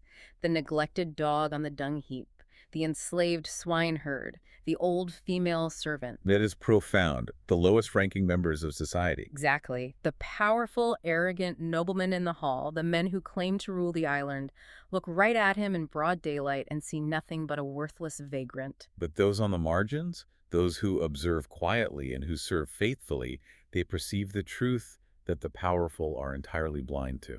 It's a powerful piece of social commentary woven directly into the fabric of the epic. The people who maintain the estate are the only ones who truly know the master of it. And while all this quiet recognition and suppressed violence is happening in the shadows, the atmosphere in the palace is getting incredibly eerie. Yeah, the tension isn't just human anymore, it's supernatural. Zeus sends a massive crack of thunder from a completely clear blue sky. And then there's this wandering seer, a prophet named Theoclemenus, who is having dinner with the suitors. He suddenly has a waking nightmare right in the middle of the feast. It's a horrifying hallucinatory vision. Theoclemenus looks around at the suitors, and he sees their faces shrouded in darkness. He sees the walls of the beautiful palace dripping with fresh blood, and the courtyard outside filled with ghosts hurrying down to the underworld. Which is pretty heavy symbolism. Right, he tries to warn them, but the suitors just laugh at him and call him crazy. They are completely oblivious to their own doom. It's like a scene from a modern psychological horror movie. The walls bleeding. What is Homer doing here with these extreme omens? He's elevating the stakes from a terrestrial conflict to a cosmic one. The gods are signaling to the audience that what is about to happen is not just a man getting personal revenge because someone ate his sheep and hit on his wife. Right, it's bigger than that. The suitors have violated the sacred laws of Xenia, of hospitality, of cosmic order, and of the oikos, the family unit. The impending slaughter is therefore framed as divine justice. The universe itself is rejecting the corruption of these men. Their deaths are ordained. Which sets the stage for the moment we've been waiting for. The ultimate test. The contest of the bow. Penelope, perhaps guided by Athena, perhaps trusting some deep subconscious intuition about the beggar, goes into the storeroom and brings out Odysseus's great recurve bow. And this is a massive, incredibly stiff weapon made of horn and wood that hasn't been used in 20 years. Right. She walks into the hall and announces to the suitors, "I will marry the man who can string this bow and shoot a single arrow cleanly through the rings of 12 axe heads lined up in a row." It is a brilliant, impossible test. To understand this, we have to look at the mechanics of a recurve horn bow. It's not just a flexible piece of wood. It requires immense core strength, leverage, and specific technique to string, let alone to shoot with precision. It's a heavy-duty weapon. Exactly. The bow is a symbol of the old heroic world, the world of men who fought at Troy. The suitors, representing this corrupted, softer, entitled younger generation, step up one by one, and they fail miserably. They can't even bend the wood enough to slip the string on. They try warming it by the fire, greasing it with animal fat to make it pliable. Nothing works. Yeah. It is a profound physical humiliation that directly mirrors their moral inadequacy. And Antinous, the guy who threw the stool at Odysseus, tries to save face in the most pathetic way possible. Oh man, his excuse is amazing. He says, "Oh, well, today is a sacred festival day for Apollo, the god of archery.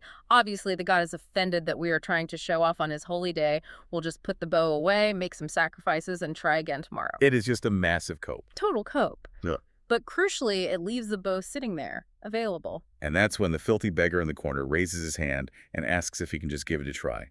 Just to test his old, tired arms, he says. The suitors absolutely panic. They hurl insults. They threaten him because they are terrified that this vagrant might actually do it and publicly shame them. But Telemachus steps up. He asserts his authority as the prince of the house, silences the suitors, and orders the swineherd to hand the weapon to the beggar.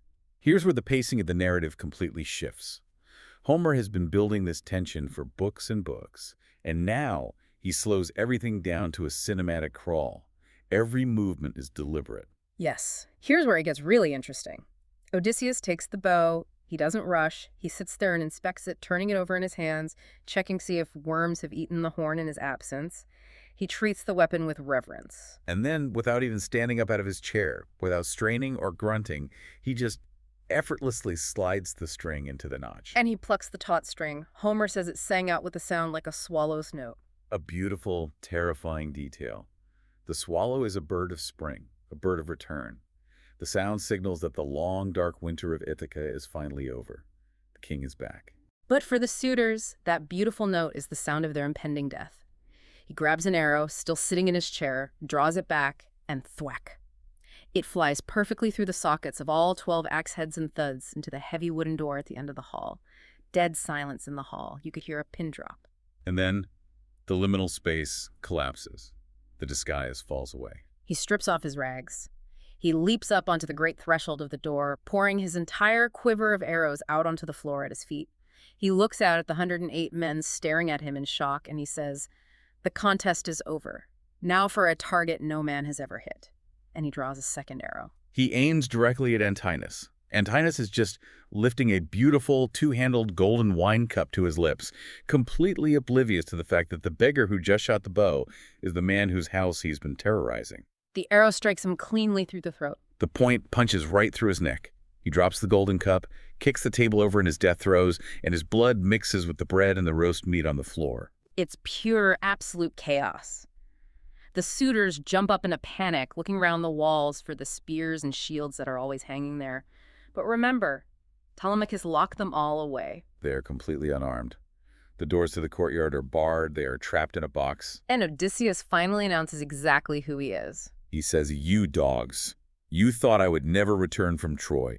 You consumed my house, you raped my maids, you courted my wife while I was still alive. You feared neither the gods nor the vengeance of men. Now the net of death is thrown over you all."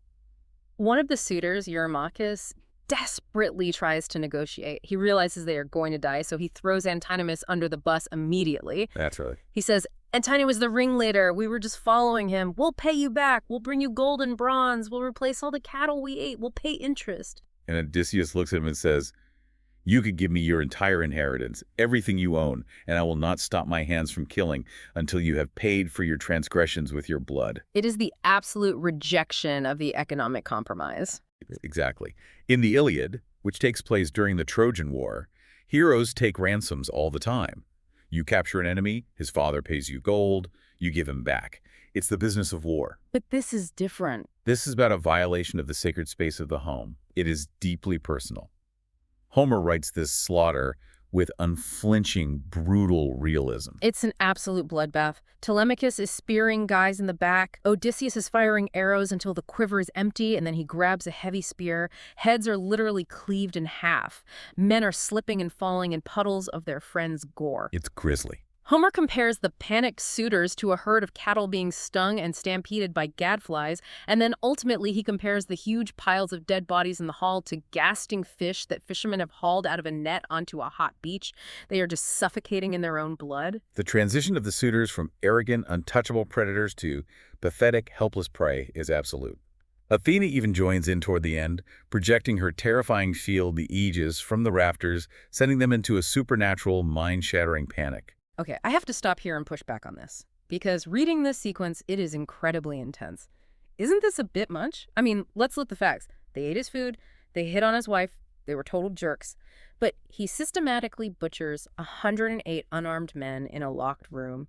Is Odysseus a hero here, or is he just a mass murderer? It's the most vital question to ask of the text, and scholars have debated it for centuries. To understand it, we have to view it through multiple lenses, stripping away our modern judicial framework. First, within the Bronze Age moral economy, the suitor's crime wasn't just petty theft. Right. It was a structural assault on the fundamental fabric of society. By attempting to usurp the king's household and wife and plotting to murder his heir, they threatened the very survival of the oikos, the family unit that organized all of Greek life. If they succeed, anarchy rules. The gods themselves, through the omens, demanded this purge. I hear that, but even with that historical context, the sheer relentless brutality of it, the refusal to accept a surrender feels deeply disturbing to a modern reader. And it absolutely should. Which brings us to a modern psychological perspective, which I think offers the most profound lens. The psychiatrist Dr. Jonathan Shea wrote a groundbreaking, fascinating book called Odysseus in America. Okay, let's unpack that. How does modern PTSD map onto a mythical Greek king from 3 millennia ago? Shea argues that Odysseus has been traumatized not just by 10 years of the most brutal hand-to-hand siege warfare at Troy, but by the following 10 years of constant hypervigilant survival against terrifying threats. He has lost every single man under his command. Every single one. He watched them get eaten by monsters, drowned by gods, slaughtered in skirmishes. He has survived, but his nervous system is permanently rewired for war. Moral injury occurs when there's a betrayal of what's right in a high-stakes situation. When he returns home and finds his ultimate sanctuary violated by his own countrymen, he doesn't respond like a civilian judge holding a measured trial. He responds like a soldier in an active combat zone. Exactly. He brings the absolute unyielding zero-sum war of Troy right into his dining room. He perceives the suitors not just as criminals, but as an enemy army occupying his territory. So he annihilates them completely and utterly. That makes so much sense. It's like his threat assessment software is stuck on maximum. It's not just a mythical revenge fantasy, it's a terrifying depiction of a man who literally cannot turn the war off.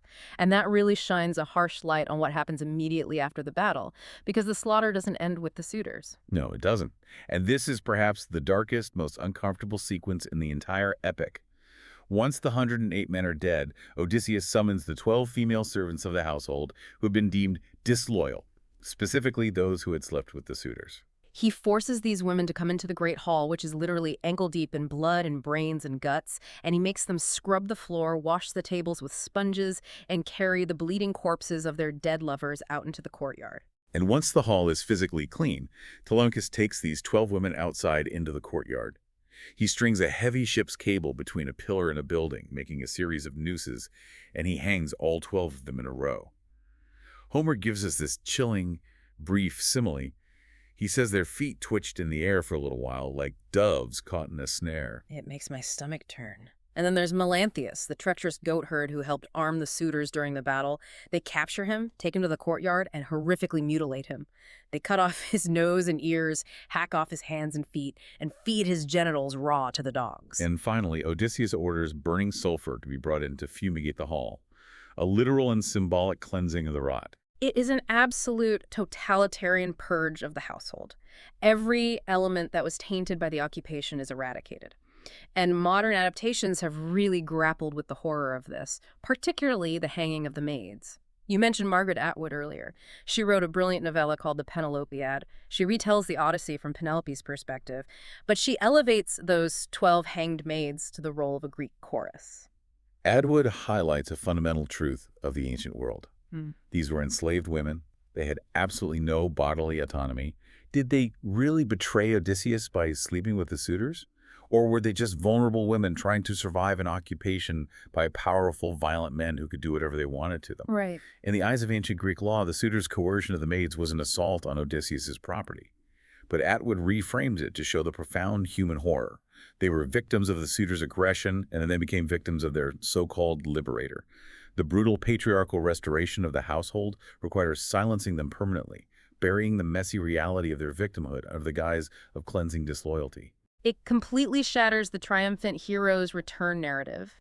The physical battle is won, the house is purged of the enemy, but the psychological and emotional climax is still waiting because the most important conquest remains, winning back his wife's trust. Right. The physical violence was, in many ways, the easy part for Odysseus. It was something he knew how to do. Now comes the hard part. Penelope is woken up by the old nurse, Euryclea, who is laughing and crying, telling her Odysseus is alive, he's downstairs, and he has killed all the suitors. And Penelope's reaction is incredible. She descends into the hall, steps carefully over the bloodstains, sits across from this man who is still covered in gore, and she just stares at him in deep, unyielding skepticism. She refuses to embrace him. Telemachus loses his mind.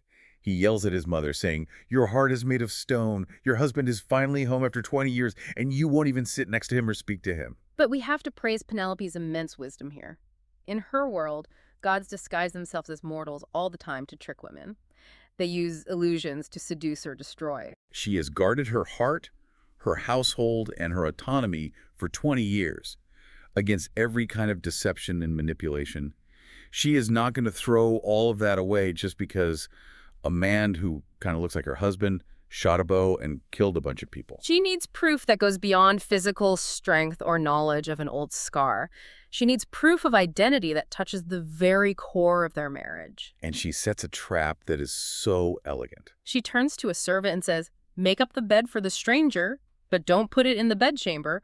Move our heavy bridal bed out into the hallway so he can sleep there tonight." It seems like a simple, hospitable instruction, but it is a masterstroke of psychological testing. Because Odysseus absolutely erupts in fury. He snaps at her, "Who moved my bed? That's impossible." And he proceeds to explain exactly why it's impossible. When he built their bedroom decades ago, there was a massive living olive tree growing in the courtyard. Right. He lopped off the top branches, carved the trunk into a bedpost while it was still rooted in the ground, and built the entire room, the stones and the roof, around that living tree. The bed literally cannot be moved without chopping down the tree. It is the ultimate test. It's like a biometric encryption key tied to a physical hard drive embedded in concrete. You can't fake it, you can't move it, and only the administrator has the password. It's a secret that isn't just a phrase, it is literally rooted in the earth of their home. Only she, Odysseus, and one single servant have ever seen that room. When he gets angry and reveals this incredibly intimate architectural secret, Penelope's defenses finally drop. She melts. She realizes it is truly him. And Homer reverses a simile he used much earlier in the epic. Earlier, when Odysseus barely survived a brutal shipwreck and dragged his battered body onto the beach of the Phaeacians, Homer described the joy of a drowning sailor finally seeing dry land. And now, As Penelope throws her arms around Odysseus' neck, Homer says she welcomed him the way a drowning, shipwrecked sailor welcomes the sight of sun-warmed earth. oh, that's beautiful. It shows that her emotional journey of waiting, of guarding the house, of surviving the suitor's psychological warfare was just as perilous, just as much of a terrifying shipwreck as his physical journey across the actual ocean. They are true equals in suffering and endurance. They are. They finally go to that immovable bed and they spend the entire night trading stories. And Athena performs one last bit of profound magic here. She literally holds back the dawn. She stops the sun from rising so they have time to just talk, to reconnect, to share the 20 years of trauma and survival with each other before the real world intrudes again. It's a moment of profound grace, a pause in the violence. But as you said, the real world must intrude. The sun eventually has to rise. The unfinished horizon calls. The narrative doesn't just stop with a neat happily ever after embrace, because trauma doesn't disappear overnight. The very next day, Odysseus has to go visit his father, Laertes. The old man abdicated the throne years ago out of grief for Odysseus and has been living in absolute squalor on a farm, sleeping in the dirt with the slaves wearing rags. So that's a very sad scene. Odysseus finds him in the orchard, digging around a tree. And what does Odysseus do? He doesn't run up and hug his grieving dad. He tests him. He pretends to be a foreigner, tells a fake story about how he saw Odysseus years ago, and basically tortures the old man until Laertes breaks down and pours dust over his own head in despair. Only then does Odysseus reveal himself. Why on earth does he do this? It is a jarring, highly uncomfortable scene. Yeah. But if we go back to Jonathan Che's framework of severe combat trauma, it makes perfect sense. Odysseus has been traumatized into a state of constant reflexive suspicion. He can't trust anyone. For 20 years, every stranger was a threat, every island a trap, every seemingly kind gesture a prelude to betrayal or death. He has survived by lying, by testing, by hiding his true self. He can no longer simply turn off the tactical, deceptive part of his brain, not even for his own frail father. The trauma has rewired his basic human interactions. He requires proof of loyalty, proof of grief, before he allows himself to be vulnerable. It's tragic. He proves it's him by showing the boar scar again and by reciting exactly how many pear, apple, and fig trees Laertes gave him when he was a little boy, following him around the orchard. And they barely have time to celebrate this reunion because a literal army is marching up the road. The cycle of violence has not been broken yet. The families of the 108 dead suitors have gathered the bodies from the palace, buried them, and now the fathers and brothers of the slain men are marching on Laertes' farm to exact blood vengeance. In the ancient world, if you killed someone, their family was obligated by honor to kill you. It's an endless, self-perpetuating loop of blood feuds that could wipe out the entire population. The two sides clash. Laertes, empowered by Athena, actually throws a spear and kills the father of Antinous, the lead suitor. It looks like it's going to be another absolute massacre. The civil war is starting. But then, the ultimate deceased ex machina occurs. Athena, backed by the terrifying authority of a thunderbolt from Zeus, descends directly onto the battlefield. She screams in a voice that paralyzes everyone with fear, and she commands them to drop their weapons immediately. She enforces a divine, permanent peace treaty on the island of Ithaca, wiping the memories of the slaughter from the minds of the suitors' families. It's a very abrupt ending to the conflict. It feels almost unearned. It is abrupt, but it's symbolically necessary for the civilization to survive. Homer is suggesting that human beings left to their own devices and their own primitive codes of honor and revenge will simply annihilate each other until no one is left. The cycle of blood feuds is a trap. So they need outside intervention. It requires a transcendent intervention, a divine order, or, in our modern terms, the establishment of the objective rule of law and a justice system to break the cycle and force peace upon a violent species. And so, peace is restored to Ithaca. But the epic leaves us with a lingering shadow. It reminds the listener of a prophecy Odysseus received way back in Book 11, down in the underworld, from the blind prophet Tiresias. His journey isn't actually over. He doesn't just get to sit by the fire and grow old quietly. That is the true genius of the Odyssey. It refuses simple, static closure. Tiresias told Odysseus that to truly appease Poseidon, the god of the sea whose son he blinded, he must one day take an oar from his ship, put it over his shoulder, and walk inland. He has to leave again. He must walk so far away from the ocean that he finds a people who eat their food without salt and who mistake his oar for a winnowing fan, a tool used to separate wheat. Only there, in a place completely ignorant of the sea and his past traumas, can he plant the oar in the ground, make a massive sacrifice to Poseidon, and finally find true peace. There was even an entire lost sequel in antiquity called the Telegony, where Odysseus does go on this inland journey, and eventually, years later, he is accidentally killed in battle by Telegonus, his own illegitimate son that he had with the witch Circe during his travels. It's wild. It highlights that the Odyssey is fundamentally open-ended. It acknowledges that true, permanent stability is an illusion. The human condition requires a constant, delicate balance between connection, the pull of home, of family, of the rooted olive tree, and perpetual movement, the inevitability of change, trauma, and departure. So what does this all mean? To synthesize the incredible breadth of this epic climax, it's so much more than a violent revenge plot. It is a total reclamation of identity. Odysseus systematically reassembles his life, moving from a nameless, homeless beggar on the margins of society to a master of tactics, to a punishing king, to a recognized husband, and finally to a son. It is a profound mapping of the human experience, exploring exactly how we rebuild the architecture of our lives after it has been shattered by severe trauma and prolonged absence. And that leaves a final thought for you, the listener. Think about this concept of Nostos, homecoming. We spend so much of our lives trying to get back somewhere. We want to go back to a childhood home, back to a past version of ourselves before a relationship ended, back to a time before a specific trauma changed our worldview. But as Odysseus shows us in blood and tears and unyielding endurance, you can never truly go backward. Exactly. The home you left no longer exists exactly as you remember it, and the person who left it died somewhere along the journey. Homecoming isn't about peacefully stepping into the past. It's about violently, beautifully carving out a new space for yourself in the present. It's about accepting the mud, the scars, and the mess. So next time you try to go home, ask yourself, looking past the idealized memory, which version of you is actually walking through that door? Imagine being offered literal biological immortality. Right, the ultimate dream. Yeah, eternal youth on this incredibly lush tropical island. And there's a deity there who genuinely loves you, provides everything you could ever possibly need. No sickness, no aging. Exactly, and no death at all. But, there's a catch. There's always a catch. Right, the catch is that the rest of the world will completely, utterly forget you exist. Wow, yeah, that's heavy. It is, and 3,000 years ago, the greatest hero in Western literature was given exactly this choice. And he said no. He turned it down. He did. He chose to go back to a crumbling kingdom, an aging wife, and a house just packed full of heavily armed men who wanted to murder him. It's essentially the ultimate rejection of paradise, right? Yeah. In favor of the painful, messy reality of just being human. Yeah, exactly. And it sets up this narrative landscape that is just an absolute minefield. Because, we often think of journeys having this clean finish line. Like stepping off a plane and you're just home. Right. You step off the boat, the dog wags its tail, and you are simply, quote-unquote, home.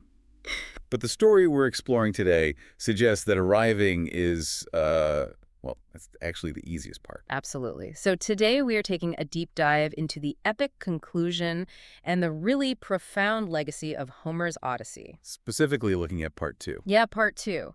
The homeward journey, the violent reclamation of the island of Ithaca, and why this poem still resonates so much today. We've got a massive stack of sources for this one. We really do. Historical analyses of the Bronze Age, literary encyclopedias, expert commentary, deep cultural histories. And our mission here is to look at the mechanics of this story, to uncover why surviving literal gods and monsters was, only half the battle for Odysseus. Because the true challenge of the hero's journey is navigating the psychological and social minefields of returning home. Which proves that this 3,000-year-old epic is not just some dusty textbook artifact. I mean, it functions as a deeply modern map of the human experience. Yeah, the pull toward a place where we belong is just universal. Exactly. The concept of home evokes shelter, identity, connection. And the genius of our sources is how they reveal the ways this story just completely complicates all of those comforts. So whether you're catching up on classical literature or you're just wildly curious about human psychology, we're going to explore why homecoming still shapes our world. It's a fascinating journey. And honestly, given the epic rhythmic nature of this tale, this is the perfect deep dive to just let wash over you. If you want to fall asleep to the entire story of the Odyssey Part 2, just close your eyes and let this immersive exploration take you on that long road back. A road that consumes 20 years of a man's life. 20 years. Yeah, a decade of war at the city of Troy, and then another decade just wandering the sea. But to really understand the gravity of this return, we have to look at what he's actually returning to. Right, because home is not this static place waiting for him in perfect preservation. No, it's an active decay. So let's look at the anatomy of this crisis in Ithaca. Odysseus has been gone for 2 decades. Right, and back on his rocky island, his palace isn't just, gathering dust. It's under full-blown occupation. The sources detail that there are 108 young nobles from Ithaca and the surrounding islands who have essentially just moved in. 108 guys just living in his house. Yeah, these are the suitors. And they are aggressively competing for the hand of Queen Penelope. Because they're all operating under the assumption that Odysseus is just dead at the bottom of the Aegean Sea somewhere. Right. And we need to understand the function of these suitors within the context of the Bronze Age Greek world. They aren't just, annoying house guests. No, not at all. Our historical sources actually classify their behavior as parasitic. Parasitic, wow. Yeah. I mean, they are slaughtering Odysseus's livestock on a massive scale for these daily lavish feasts. They're harassing the palace servants. Just completely taking over. Exactly. And structurally, they're violating the foundational rules of a concept called xenia. Okay, I see xenia mentioned constantly in these historical analyses. It's usually translated as guest friendship, right? Yeah, that's the standard translation. But how did that actually work mechanically back then? Was it just an ancient version of being a polite host? It was so much more robust than simple politeness. I mean, think about it. In a pre-literate, pre-currency world, without hotels or international law, xenia was essentially a survival mechanism. Like a diplomatic passport system. Exactly. If you washed up on a foreign shore, the local lord was expected to take you in, bathe you, and feed you before even asking your name. That's wild. Before even asking who you are. Right. But in return, the guest had obligations too. They were expected to be respectful, not overstay their welcome, and offer a gift if they had one. So it's a two-way street. Very much so. And this mutual obligation was supposedly overseen by Zeus himself. Oh, so to violate it was a huge deal. Yeah, to violate xenia was to invite the wrath of the gods.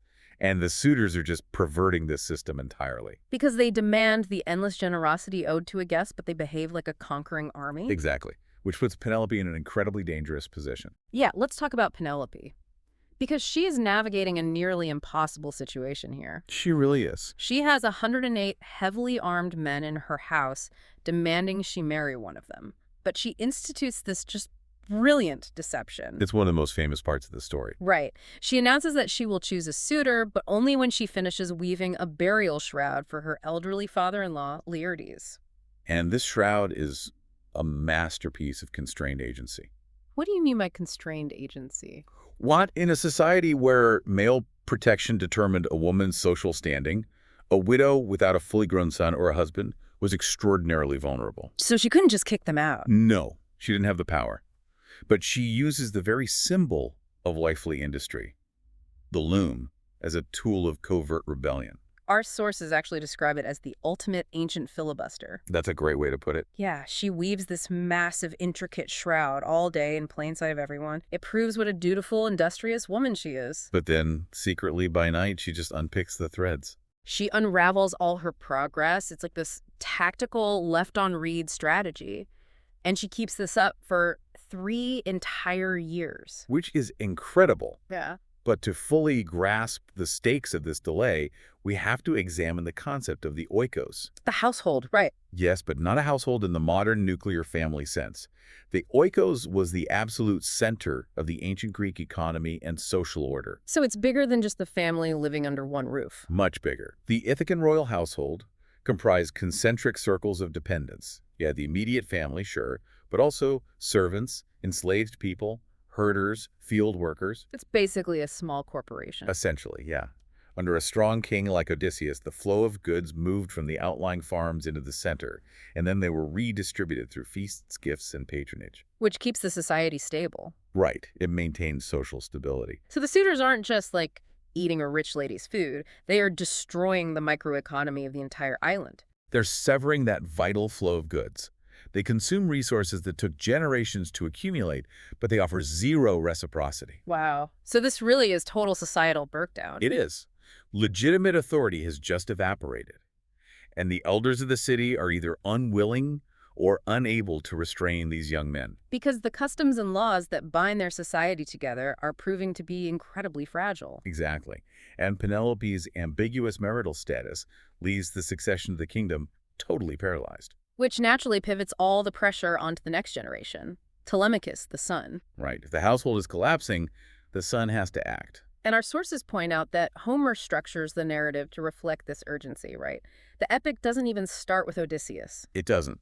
Books 1 through 4 are often referred to as the Telemachy. We begin with this 20-year-old young man who is basically stuck in a state of arrested development. Telemachus has lived a half-life. I mean, he was an infant when his father left for Troy. He has no memory of the guy. None at all. Only the suffocating weight of his legend. And he's too young to command the respect needed to expel the suitors, but he's too old to just sit passively while his inheritance is devoured. Yet, when we first meet him, he is entirely passive. Very passive. He's just sitting there daydreaming that his dad will burst through the doors and save the day. It's totally a child's fantasy of rescue. He lacks the agency to act until the goddess Athena intervenes. Ah, Athena.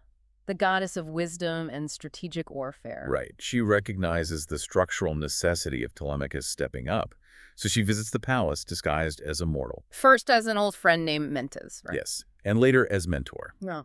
She assesses the situation and essentially tells Telemachus that he can no longer cling to his boyhood. She gives him that push. She provides the catalyst for independent action. She forces him to participate in his own life. So he calls the first assembly of Ithacan elders in 20 years, which is a massive procedural step. It's huge. He publicly denounces the suitors, and then he sneaks out. He secretly sails away under the cover of night to find news of his father. He visits the ancient king Nestor in Pylos. And then King Menelaus and Helen of Troy down in Sparta. And the function of this journey isn't just information gathering, you know. Our sources emphasize that it's a sociological education. Oh, like he's seeing how things are supposed to work. Exactly. Telemachus is leaving a broken oikos to observe functional ones. He witnesses how a proper king maintains order. How legitimate royal households operate. And how Xenia is actually supposed to be practiced. It's a rapid coming of age for him. And it yields a crucial piece of intelligence. Menelaus reveals that he heard from the shape-shifting old man at the sea that Odysseus is still alive. Alive, but trapped. Right, which is how the narrative finally bridges over to the man himself. We are deep into the story before Homer even shows us Odysseus. Yeah, and the introduction is just really striking. Because he isn't commanding an army or fighting a monster, our sources emphasize this visual. He is sitting on a beach, weeping. We find him in a state of profound suspension. He's on the island of Ogygia, held captive by the nymph goddess Calypso for 7 years. And this brings us back to that hook we started with, the choice of immortality. Right. Calypso's island is a literal paradise. It's lush, there's endless food, a warm bed, and she is an immortal goddess offering him eternal youth. Yet, day after day, he sits on the rocky shore, looking out at the sea, just crying for his home. So to understand why he rejects this incredible offer, we have to look at the Greek concept of identity, right? We do. In the Bronze Age worldview, identity is not something generated internally. It's not just how you feel about yourself. Exactly. It's the sum of your mortal connections, your history, and your place within a human community. So Ogygia offers physical safety and eternal comfort, but it fundamentally denies Odysseus his social self. Because if he stays, no one back in the human world will ever know what happened to him. He just vanishes without a trace. Precisely. His name would disappear from human memory. And in a culture driven by kleos, which translates roughly to glory or renown, the only way a mortal achieves immortality is by being remembered and sung about. Oh, wow. So to accept biological immortality from Calypso is to accept historical anonymity. Exactly. Calypso represents stasis.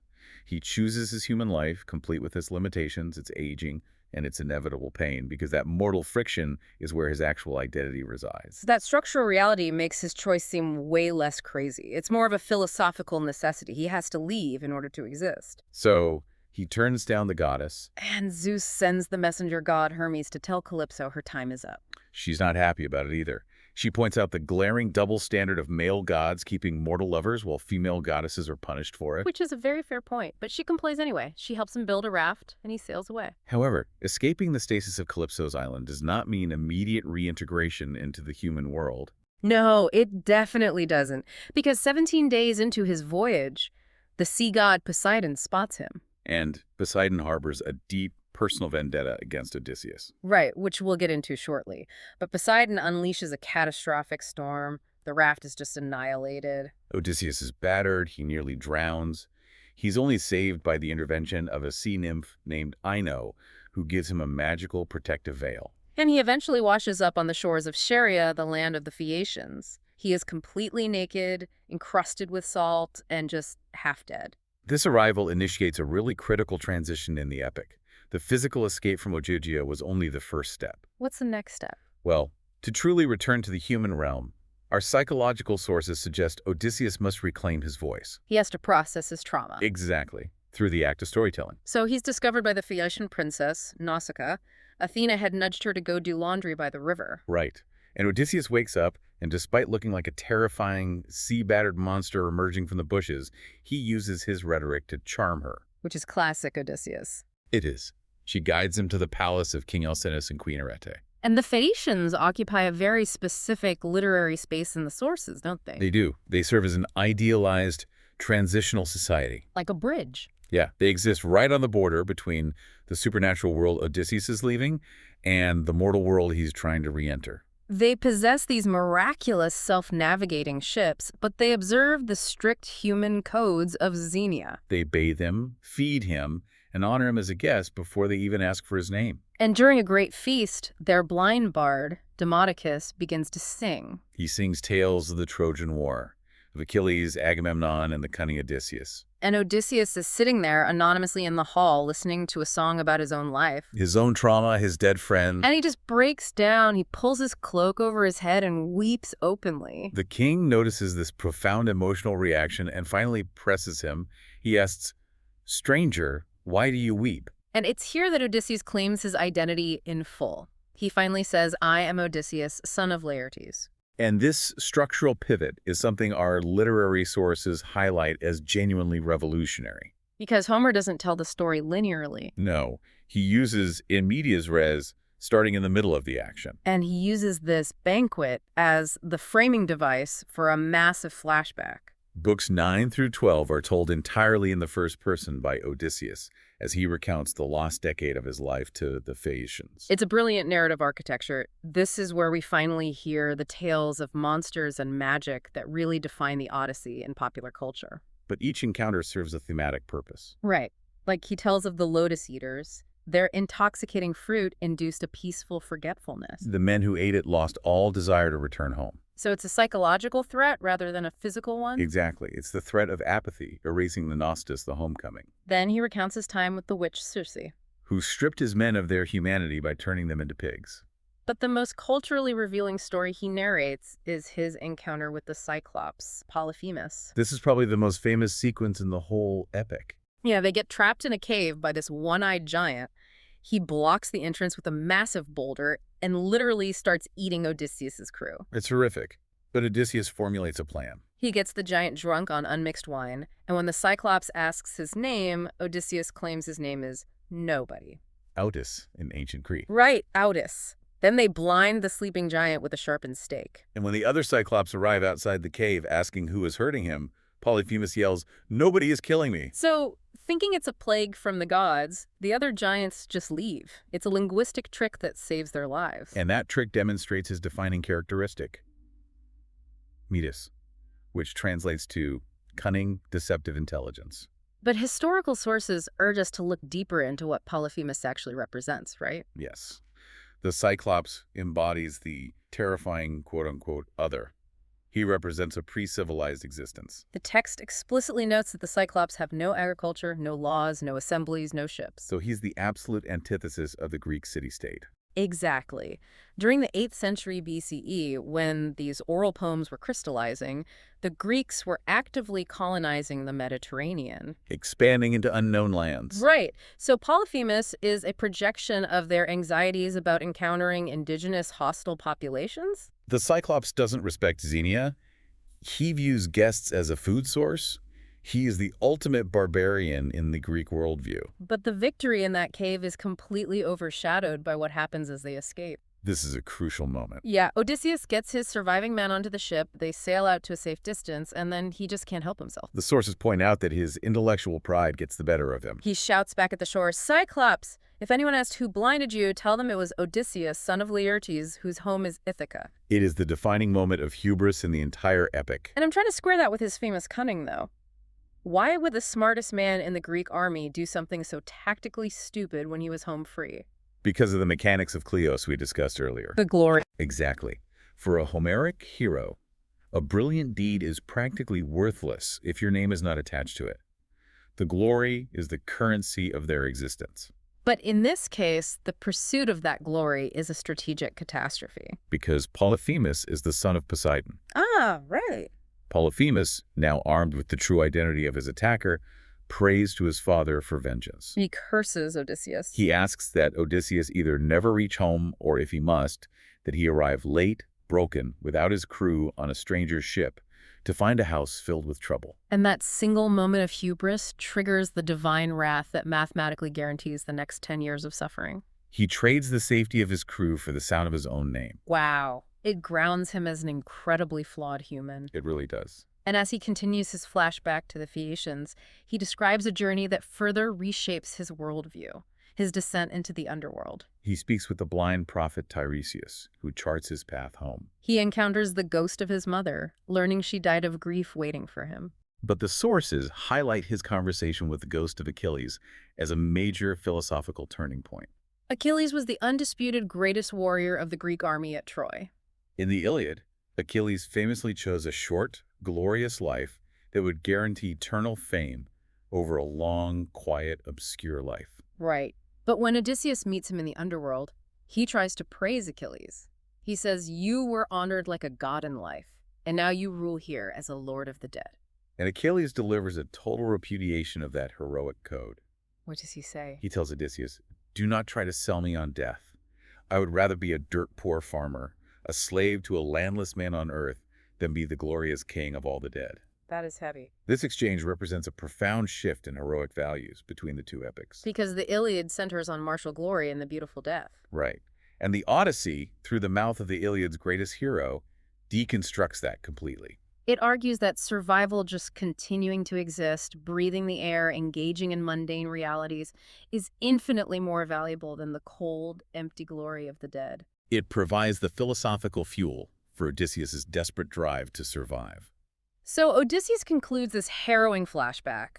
The Phaeacians are absolutely spellbound. They lavish him with treasures, more wealth than he originally took from Troy. And they prepare a ship for him. Odysseus is so physically and emotionally exhausted at this point that he falls into a supernaturally deep sleep. The Phaeacian crew sails to Ithaca, carries his sleeping body off the boat, lays him on his native beach with all his treasure, and just sails away. The geographical wandering has finally concluded. He's home. But our structural analyses emphasize that arriving on the beach is not the end of the journey. No, not at all. The transition from the magical realm back to the harsh reality of Ithaca requires him to navigate a totally new psychological minefield. Because he's waking up in a kingdom that has been actively hostile to his existence for years. Right, when he wakes up, he doesn't even recognize it. Athena has shrouded the island in a dense mist to disorient him and protect him. Once she reveals herself and lifts the mist, they have to confront the tactical reality. If Odysseus, the legendary king, just walks through the front doors of his palace, the 108 suitors will slaughter him in an instant. So Athena's intervention here is both practical and deeply symbolic. She touches him with her wand and completely transforms his physical appearance. The powerful, heroic king is suddenly a wrinkled, stooped, bald beggar, clothed in filthy, smoke-stained rags. He becomes the ultimate master of disguise, and this transformation initiates a massive phase of testing. Before approaching the palace, he heads into the rugged countryside to find Eumaeus, the royal swineherd. And Eumaeus is a fascinating character in the sources. Why is that? Despite 20 years of absence and the deterioration of the estate, he remains fiercely loyal to the memory of Odysseus. He welcomes this dirty, anonymous beggar into his humble hut, feeds him, and offers perfect hospitality. Which serves as a moral baseline for the epic, right? Exactly. Right. He proves that the aristocratic values of loyalty, piety, and xenia are not inherently tied to wealth or social class. The poorest servant in the kingdom exhibits more nobility than the wealthiest lords occupying the palace. It's a powerful contrast. And while Odysseus is hidden at the swineherd's hut, Telemachus finally returns from his intelligence-gathering mission to Sparta. He successfully evades an assassination ambush set by the suitors at sea. And he makes his way to Eumaeus' dwelling. This convergence of their parallel journeys is vital.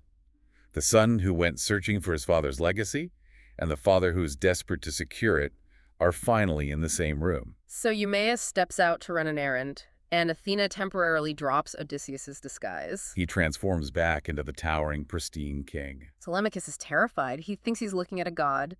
But Odysseus simply says, "I am your father." And the emotional release is just staggering. The sources point out how Homer describes their reunion. They don't just hug. They collapse into each other, crying with a violent intensity. Homer compares their weeping to the keening of eagles or vultures whose nestlings have been stolen by farmers. It is a primal, almost feral expression of grief for the 20 years they have lost, mixed with the overwhelming relief of connection. But they can't linger in that emotional release. Right. They have to plan a massacre. Odysseus immediately reestablishes his authority. He instructs Telemachus to return to the palace and to keep Odysseus' return an absolute secret. He is not to tell the swineherd, he is not to tell the grandfather Laertes, and most importantly, he is not to tell Penelope. That specific construction always raises questions in the analyses. Yeah, I want to look at the mechanics of this decision. Why does Odysseus maintain this beggar disguise for days, even with his own wife? It seems cruel, right? It does. He is standing right there in his own house. Is he just deeply paranoid after dealing with witches and monsters, or is this an absolutely necessary tactical test? Literary analysts argue it is the ultimate expression of his liminal status. He is physically present in Ithaca, but socially, the king remains absent. So the overarching theme of this section is testing. Yes, Odysseus must meticulously test the loyalties of his household to determine who has remained faithful to the Oikos and who is allied with the parasitic suitors. And he also needs to witness the degradation of his home firsthand, right? Exactly, to gather the moral justification for the extreme violence he is about to unleash. And his observation of that degradation begins with a moment that is just emotionally devastating. The dog. Yeah, as Odysseus, disguised once again as the beggar, approaches the palace gates with Eumaeus, they see a dog lying on a heap of dung. This is Argos. Odysseus' old hunting dog. The sources highlight this scene for a reason. Argos was just a puppy, bred for speed and strength, when Odysseus left for Troy. Now, 20 years later, he is ancient, flea-ridden, and completely discarded by the servants. But the moment he hears Odysseus' voice, he knows. Despite the magical disguise that fools humans, the dog recognizes his master. Argos doesn't have the strength to stand, but he wags his tail once, drops his ears in greeting, and then, right there in the dirt, he dies. He held on for 2 decades just to bear witness to his master's return. It is a profoundly layered sequence. I mean, on a literal level, Argos' neglect symbolizes the utter decay of the household. But structurally, it points to a brilliant Homeric pattern. Which is? The characters with the least amount of social power are consistently the ones who see the truth most clearly. Wow, yeah. The discarded dog, the lowly swineherd. And later, the old wet nurse, Euryclea, who recognizes Odysseus by an old hunting scar on his leg while washing his feet. These marginalized figures are capable of perceiving essential worth beneath superficial, degraded appearances. Which stands in sharp contrast to the wealthy, powerful suitors occupying the hall. Absolutely. Because when Odysseus finally enters his own great hall as a beggar, he experiences the absolute nadir of his journey. He is verbally abused. The ringleader of the suitors, a man named Antinous, is so offended by the beggar's presence that he picks up a heavy wooden footstool and hurls it at Odysseus's back. Even some of the palace servants, like the maid Melantho, mock him for his poverty. And Odysseus just takes it. He stands like a rock, absorbing the physical and verbal abuse, calculating. He is absorbing it because he is gathering evidence. By experiencing the corruption of his household from the absolute bottom of the social hierarchy, he maps the depth of the rot. The suitor's violent violation of Xenia toward a helpless beggar permanently seals their fate in the moral universe of the poem. Which brings the attention to a breaking point. Yes, we enter the climax of the narrative. The bow, the blood, and the restoration of order. The atmosphere in the palace is suffocating. And then Penelope makes a move that unwittingly hands her husband the exact instrument he needs for his vengeance. Whether acting on her own despairing intuition or guided invisibly by Athena, Penelope decides to force the issue of the marriage. She retrieves Odysseus's great recurve bow from a locked storeroom. This is a massive, incredibly stiff weapon made of horn and wood, a gift from a friend long ago. She issues a formal challenge to the suitors. She will marry the man who can string this bow and shoot a single arrow cleanly through the small rings of 12 axe heads lined up in a row on the floor. It's an almost impossible feat of physics. It requires sheer physical strength to bend the horn and supreme technical skill to make the shot. And one by one, these arrogant, well-fed nobles step up. They try everything. They warm the bow by the fire, they grease it with animal fat to make the material more pliable. But they can't even bend it enough to loop the string over the notch. It is a pathetic display. Their physical inadequacy perfectly mirrors their moral inadequacy. Exactly. They presume they are worthy of replacing Odysseus, of taking his wife in his kingdom, yet they cannot even wield his weapon. Then, from the corner of the room, the filthy old beggar speaks up. He asks, "Let me have a try." The suitors are outraged by the audacity. They mock him, terrified he might actually do it, and shame them. But Telemachus asserts his authority as the prince and commands that the bow be handed to the stranger. This is the precise moment the disguise begins to slip. The battered beggar falls away, and the apex predator reemerges. Odysseus takes his time.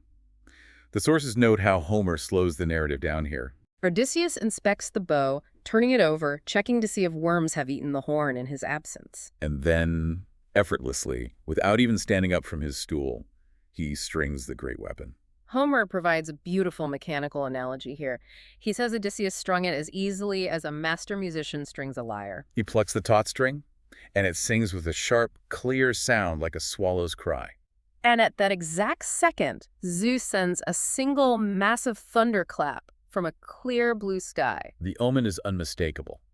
The cosmic order is perfectly aligned with the impending human action. Odysseus picks up an arrow, notches it, and sitting right there, lets it fly. It passes cleanly through all 12 axe heads. He turns to his son and says, "The stranger has not disgraced you." And then the slaughter begins. Odysseus strips off his rags. He leaps up onto the great threshold, blocking the only exit. He pours out a quiver of arrows at his feet and aims his first shot at Antinous, who is completely oblivious, lifting a golden goblet of wine to his lips. Odysseus shoots him squarely in the throat. The arrow punches clean through his neck. Antinous drops the cup, and a massive jet of blood spurts across the roasted meat and the bread on the tables. The transition from the peaceful feast to absolute chaos is instantaneous. The suitors panic. They look to the walls for spears and shields. But Telemachus had secretly removed all the weapons the night before. They are trapped in an enclosed hall with the greatest archer of their age, his son, the swineherd, and the cowherd. 4 men against over 100. And what follows is a literal bloodbath. When you read this sequence in the source text, the sheer graphic violence is staggering. It's not romanticized swordplay. No. Skulls are cleaved open, men are crawling in gore, begging for their lives, only to be decapitated. Homer uses vivid, terrifying similes to describe the carnage. He compares the dying suitors to fish that have been hauled out of the sea in a net, piled on the hot sand, gasping for air. It is a total massacre. I have to push back here, because reading this with modern eyes, is this genuinely framed as justice by the text, or is this just a deeply damaged man taking his house back in the most violently possessive way possible? It is a critical friction point, and the historical context demands we look at the mechanics of Bronze Age morality. Okay, how do they view it? In the worldview of Homer's audience, the suitors were not merely trespassers. They had corrupted the fundamental social contract. They plotted to murder a prince. They profoundly offended the gods by violating the sacred laws of hospitality. Their destruction is framed by the text not as a personal vendetta, but as a necessary structural cleansing. It's the violent restoration of cosmic justice, removing a pollution from the oikos. A bloody cleansing. But the violence does not stop with the armed men in the hall. Right. And this brings us to an aftermath that modern readers find deeply, deeply disturbing. Yes. Once the suitors are dead, Odysseus asks the old nurse Euryclea to identify the female servants who had been disloyal. Those who had insulted him and slept with the suitors. She names 12 women. Odysseus forces these 12 maids to carry out the mutilated corpses of their lovers and scrub the blood and gore from the dining hall. And once the hall is clean, Telemachus takes the women out to the courtyard, ties a ship's cable tightly between a pillar and a high roof beam, and hangs all 12 of them in a row. Homer compares the hanging women to thrushes or doves caught in a cruel snare, noting that their feet twitched in the air for a little while, but not long. It is a chilling image that completely strips away the romantic heroism of the victory. It really does. Our modern sources heavily analyze this sequence, noting that it exposes the brutally patriarchal and proprietary nature of this ancient society. The maids are not treated as human beings who made complex choices to survive in an occupied, hostile environment. They are treated as damaged property. They are executed for their perceived disloyalty to the male head of the household. We will touch on how modern translators and authors interpret this scene later, but historically it serves as a stark reminder of the absolute life and death power of the oikos structure. It casts a heavy, dark shadow over the return. The hall is eventually fumigated with burning sulfur, the blood is washed away, but the emotional chasm remains. The physical infiltration is complete, the enemies are dead, but Odysseus still has to navigate the most difficult hurdle of the entire 20-year epic. He has to face Penelope. And this isn't a battle of weapons or strength. It is a battle of wits with his absolute equal. Penelope is brought down from her chambers to the hall. She sees this man, still covered in blood and gore, claiming to be the husband she hasn't seen in 2 decades. And her reaction is famously brilliantly cautious. She refuses to just throw herself into his arms. She suspects it might be an illusion cast by the gods, or a clever impostor trying to seize the throne, so she sits across from him in absolute silence. Telemachus is furious with her. He scolds his mother, saying, "Your heart is harder than stone. How can you just sit there?" But this is where the sources point to the concept of homophrosin, or like-mindedness between husband and wife. But I have to ask, are they really like-minded? I mean, Odysseus has been out having affairs with goddesses for a decade, while Penelope has been trapped in a room weaving and unweaving a shroud. Fair question. How does the text justify them being true equals?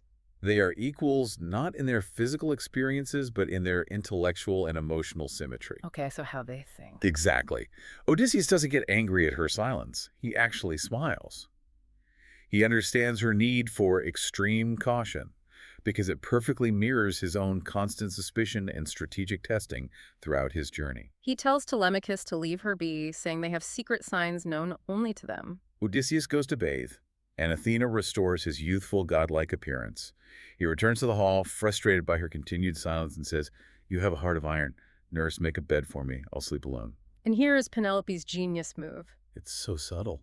She casually says to the nurse, "All right, Euryclea, move the sturdy bedstead out of our bridal chamber, the room Odysseus built himself, and make it up with fleeces and blankets outside the door." It seems like a perfectly mundane domestic instruction. But structurally, it is a brilliantly designed trap. Because Odysseus absolutely explodes in anger. He yells, "Who moved my bed?" In this rush of furious indignation, he reveals why it is physically impossible to move the bed. 20 years ago, he built the bedroom around a massive living olive tree. He lopped off the leafy branches, shaped the thick trunk into a bedpost, and built the intricate frame around it. The bed is literally rooted deep into the earth of Ithaca. And only 3 people in the entire world know this architectural secret: Odysseus, Penelope, and one loyal maid. When Odysseus passionately describes the intricate carpentry of the olive tree bed, Penelope's knees finally give way. She bursts into tears, runs across the room, and throws her arms around his neck. It is such an incredibly intense interaction. Their final, desperate reunion is essentially a high-stakes security question. Prove your identity through the carpentry of the marital bed. It is brilliant because it proves why this moment, and not the slaughter of the suitors, is the true climax of the epic. The physical return to Ithaca was achieved through sheer endurance. The reclamation of the political space was achieved through extreme violence. But the emotional return, the true gnostis, can only be achieved through the mutual recognition of a shared private history. The living tree. Yes, the living olive tree functions as the ultimate metaphor for the enduring, unshakable roots of their marriage and their shared identity. Penelope begs him not to be angry with her for testing him, explaining that she has spent 20 years guarding her heart against deceivers. The sources point out a beautiful symmetry in Homer's language here. He compares her profound relief to a shipwrecked sailor finally finding dry land, crusty with salt, having survived the crushing waves. That's the exact same metaphor used for Odysseus when he washed up on the Phaeacian shore. Exactly. It textually equates their suffering. It shows that her emotional journey of waiting, resisting, and surviving the occupation of her home was just as harrowing and heroic as his physical journey across the monstrous sea. They retire to the bed, and Athena actually holds back the dawn, stretching the night out so they have time to make love and tell each other the stories of their 20 years apart. Order is eventually restored to the island, with Athena literally swooping in as a deus ex machina to force a peace treaty between Odysseus and the angry families of the dead suitors. The epic concludes. But that leaves us with a massive question. Why are we still deeply dissecting this specific story 3,000 years later? To answer that, our sources look first at the mechanics of how the story survived, often called the Homeric question. For centuries, scholars debated who Homer actually was. Was he a single blind genius? A committee of writers?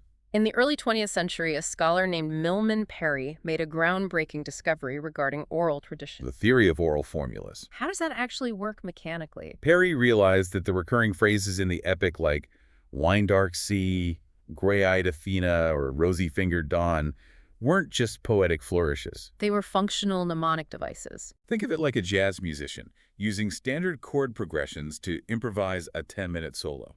The bards, known as rhapsodes, used these metrical building blocks to remember and spontaneously perform massive epic poems in dactylic hexameter. The Odyssey was a living, breathing performance for generations before the Greek alphabet was even adapted to write it down in the 8th or 7th century BCE. It is the cultural memory of a civilization transformed into art. And its adaptability across time is staggering. The Roman poet Virgil basically modeled the first half of his epic, the Aeneid, on Odysseus's wanderings. Renaissance scholars revived it, and modernist writers completely re-engineered it. James Joyce mapped the entire sprawling structure of the Odyssey onto a single day in Dublin in his 1922 masterpiece, Ulysses. The epic's interpretive flexibility is its superpower. Every generation finds a new lens through which to view the foundational text. And modern reinterpretations in our source stack have been particularly focused on examining the voices that the original epic marginalized. Exactly. Modern scholars point to Emily Wilson's groundbreaking 2017 translation. She was the first woman to publish an English translation of the Odyssey. And the sources note that she deliberately worked to uncover biases in previous translations. For example, regarding the hanging of the 12 maids, older male translators often inserted derogatory terms like sluts or whores. Wilson pointed out that the original ancient Greek simply called them female slaves. She highlighted how modern biases are often projected backward onto antiquity, changing the moral flavor of the text. We also see authors reclaiming these narratives in contemporary fiction.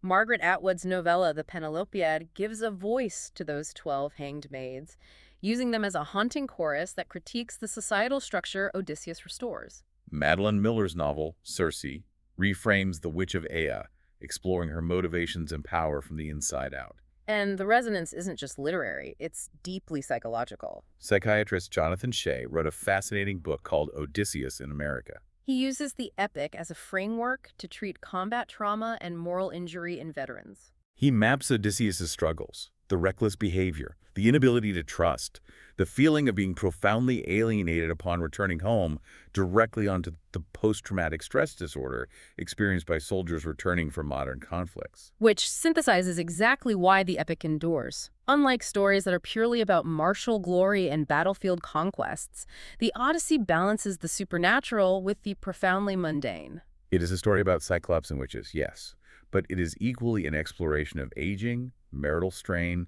the trauma of losing comrades, and the desperate human longing for belonging. It demonstrates that a meaningful identity requires both wandering, which forces transformation, and return, which provides continuity. And if you think about it, this story is embedded deeply in our psychological DNA. Consider the everyday phrases we use without even realizing their Homeric origins. A deceptive temptation is a siren song. Being stuck between two equally bad choices is being caught between Scylla and Charybdis. We call anyone who loses their ambition a lotus eater. We call any long, challenging journey an Odyssey. This one poem essentially mapped the geography of human struggle.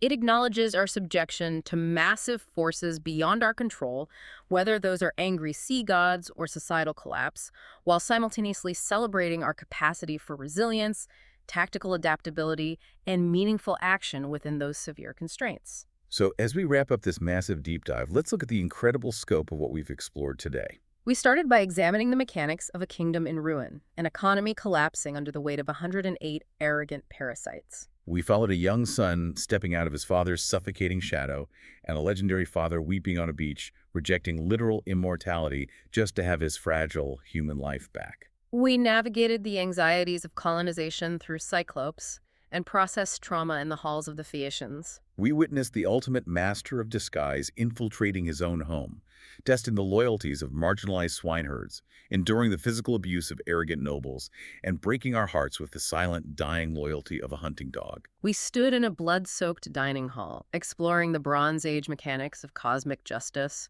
as a beggar strung a bow like a lyre and delivered brutal vengeance. And finally, we ended up in a bedroom built around a living olive tree, where the true homecoming was achieved not through a sword, but through the high-stakes recognition of a shared, unshakable history. It leaves you with a renewed awe for the complexity, the violence, and the enduring beauty of the ancient world. But there's one final lingering detail from our sources that we must mention. Oh, right. We talked at the beginning about how we like journeys to have a clean, definitive finish line. But within the ancient Greek mythic cycle, there was a lost sequel to the Odyssey called the Telegony. Ah, yes. Connecting back to the prophecy of the blind seer Tiresias in the underworld. Exactly. Tiresias explicitly told Odysseus that even after he made it home and cleansed his palace, his journey would not be over. He would have to leave again, carrying an oar inland, until he met a people so remote they didn't know the sea or salt. But the Telegony provides an even darker, more ironic coda. What happens? Years after the events we've discussed today, a raiding party attacks the shores of Ithaca. The aging Odysseus rides out to defend his island. In the ensuing battle on the beach, he is killed by the leader of the raiding party. And the tragic irony of that leader's identity. The enemy leader turns out to be Telegonus. His son. Yes, he is the son Odysseus fathered with the witch Circe during his years stranded on her island. Telegonus had come searching the seas for the famous father he never knew, and in a tragic, chaotic case of mistaken identity, strikes him down on his own shore. So the man of many ways, the hero who survived a 10-year war at Troy, the cave of the Cyclops, and the relentless wrath of Poseidon, is ultimately undone by his own wandering past catching up with him. It is a haunting thought to leave you with, and it beautifully complicates the narrative. When you finally drop your bags at the front door and exhale, you may think the journey is over. But the legacy of the Odyssey tells us that even the most perfect homecoming is impermanent.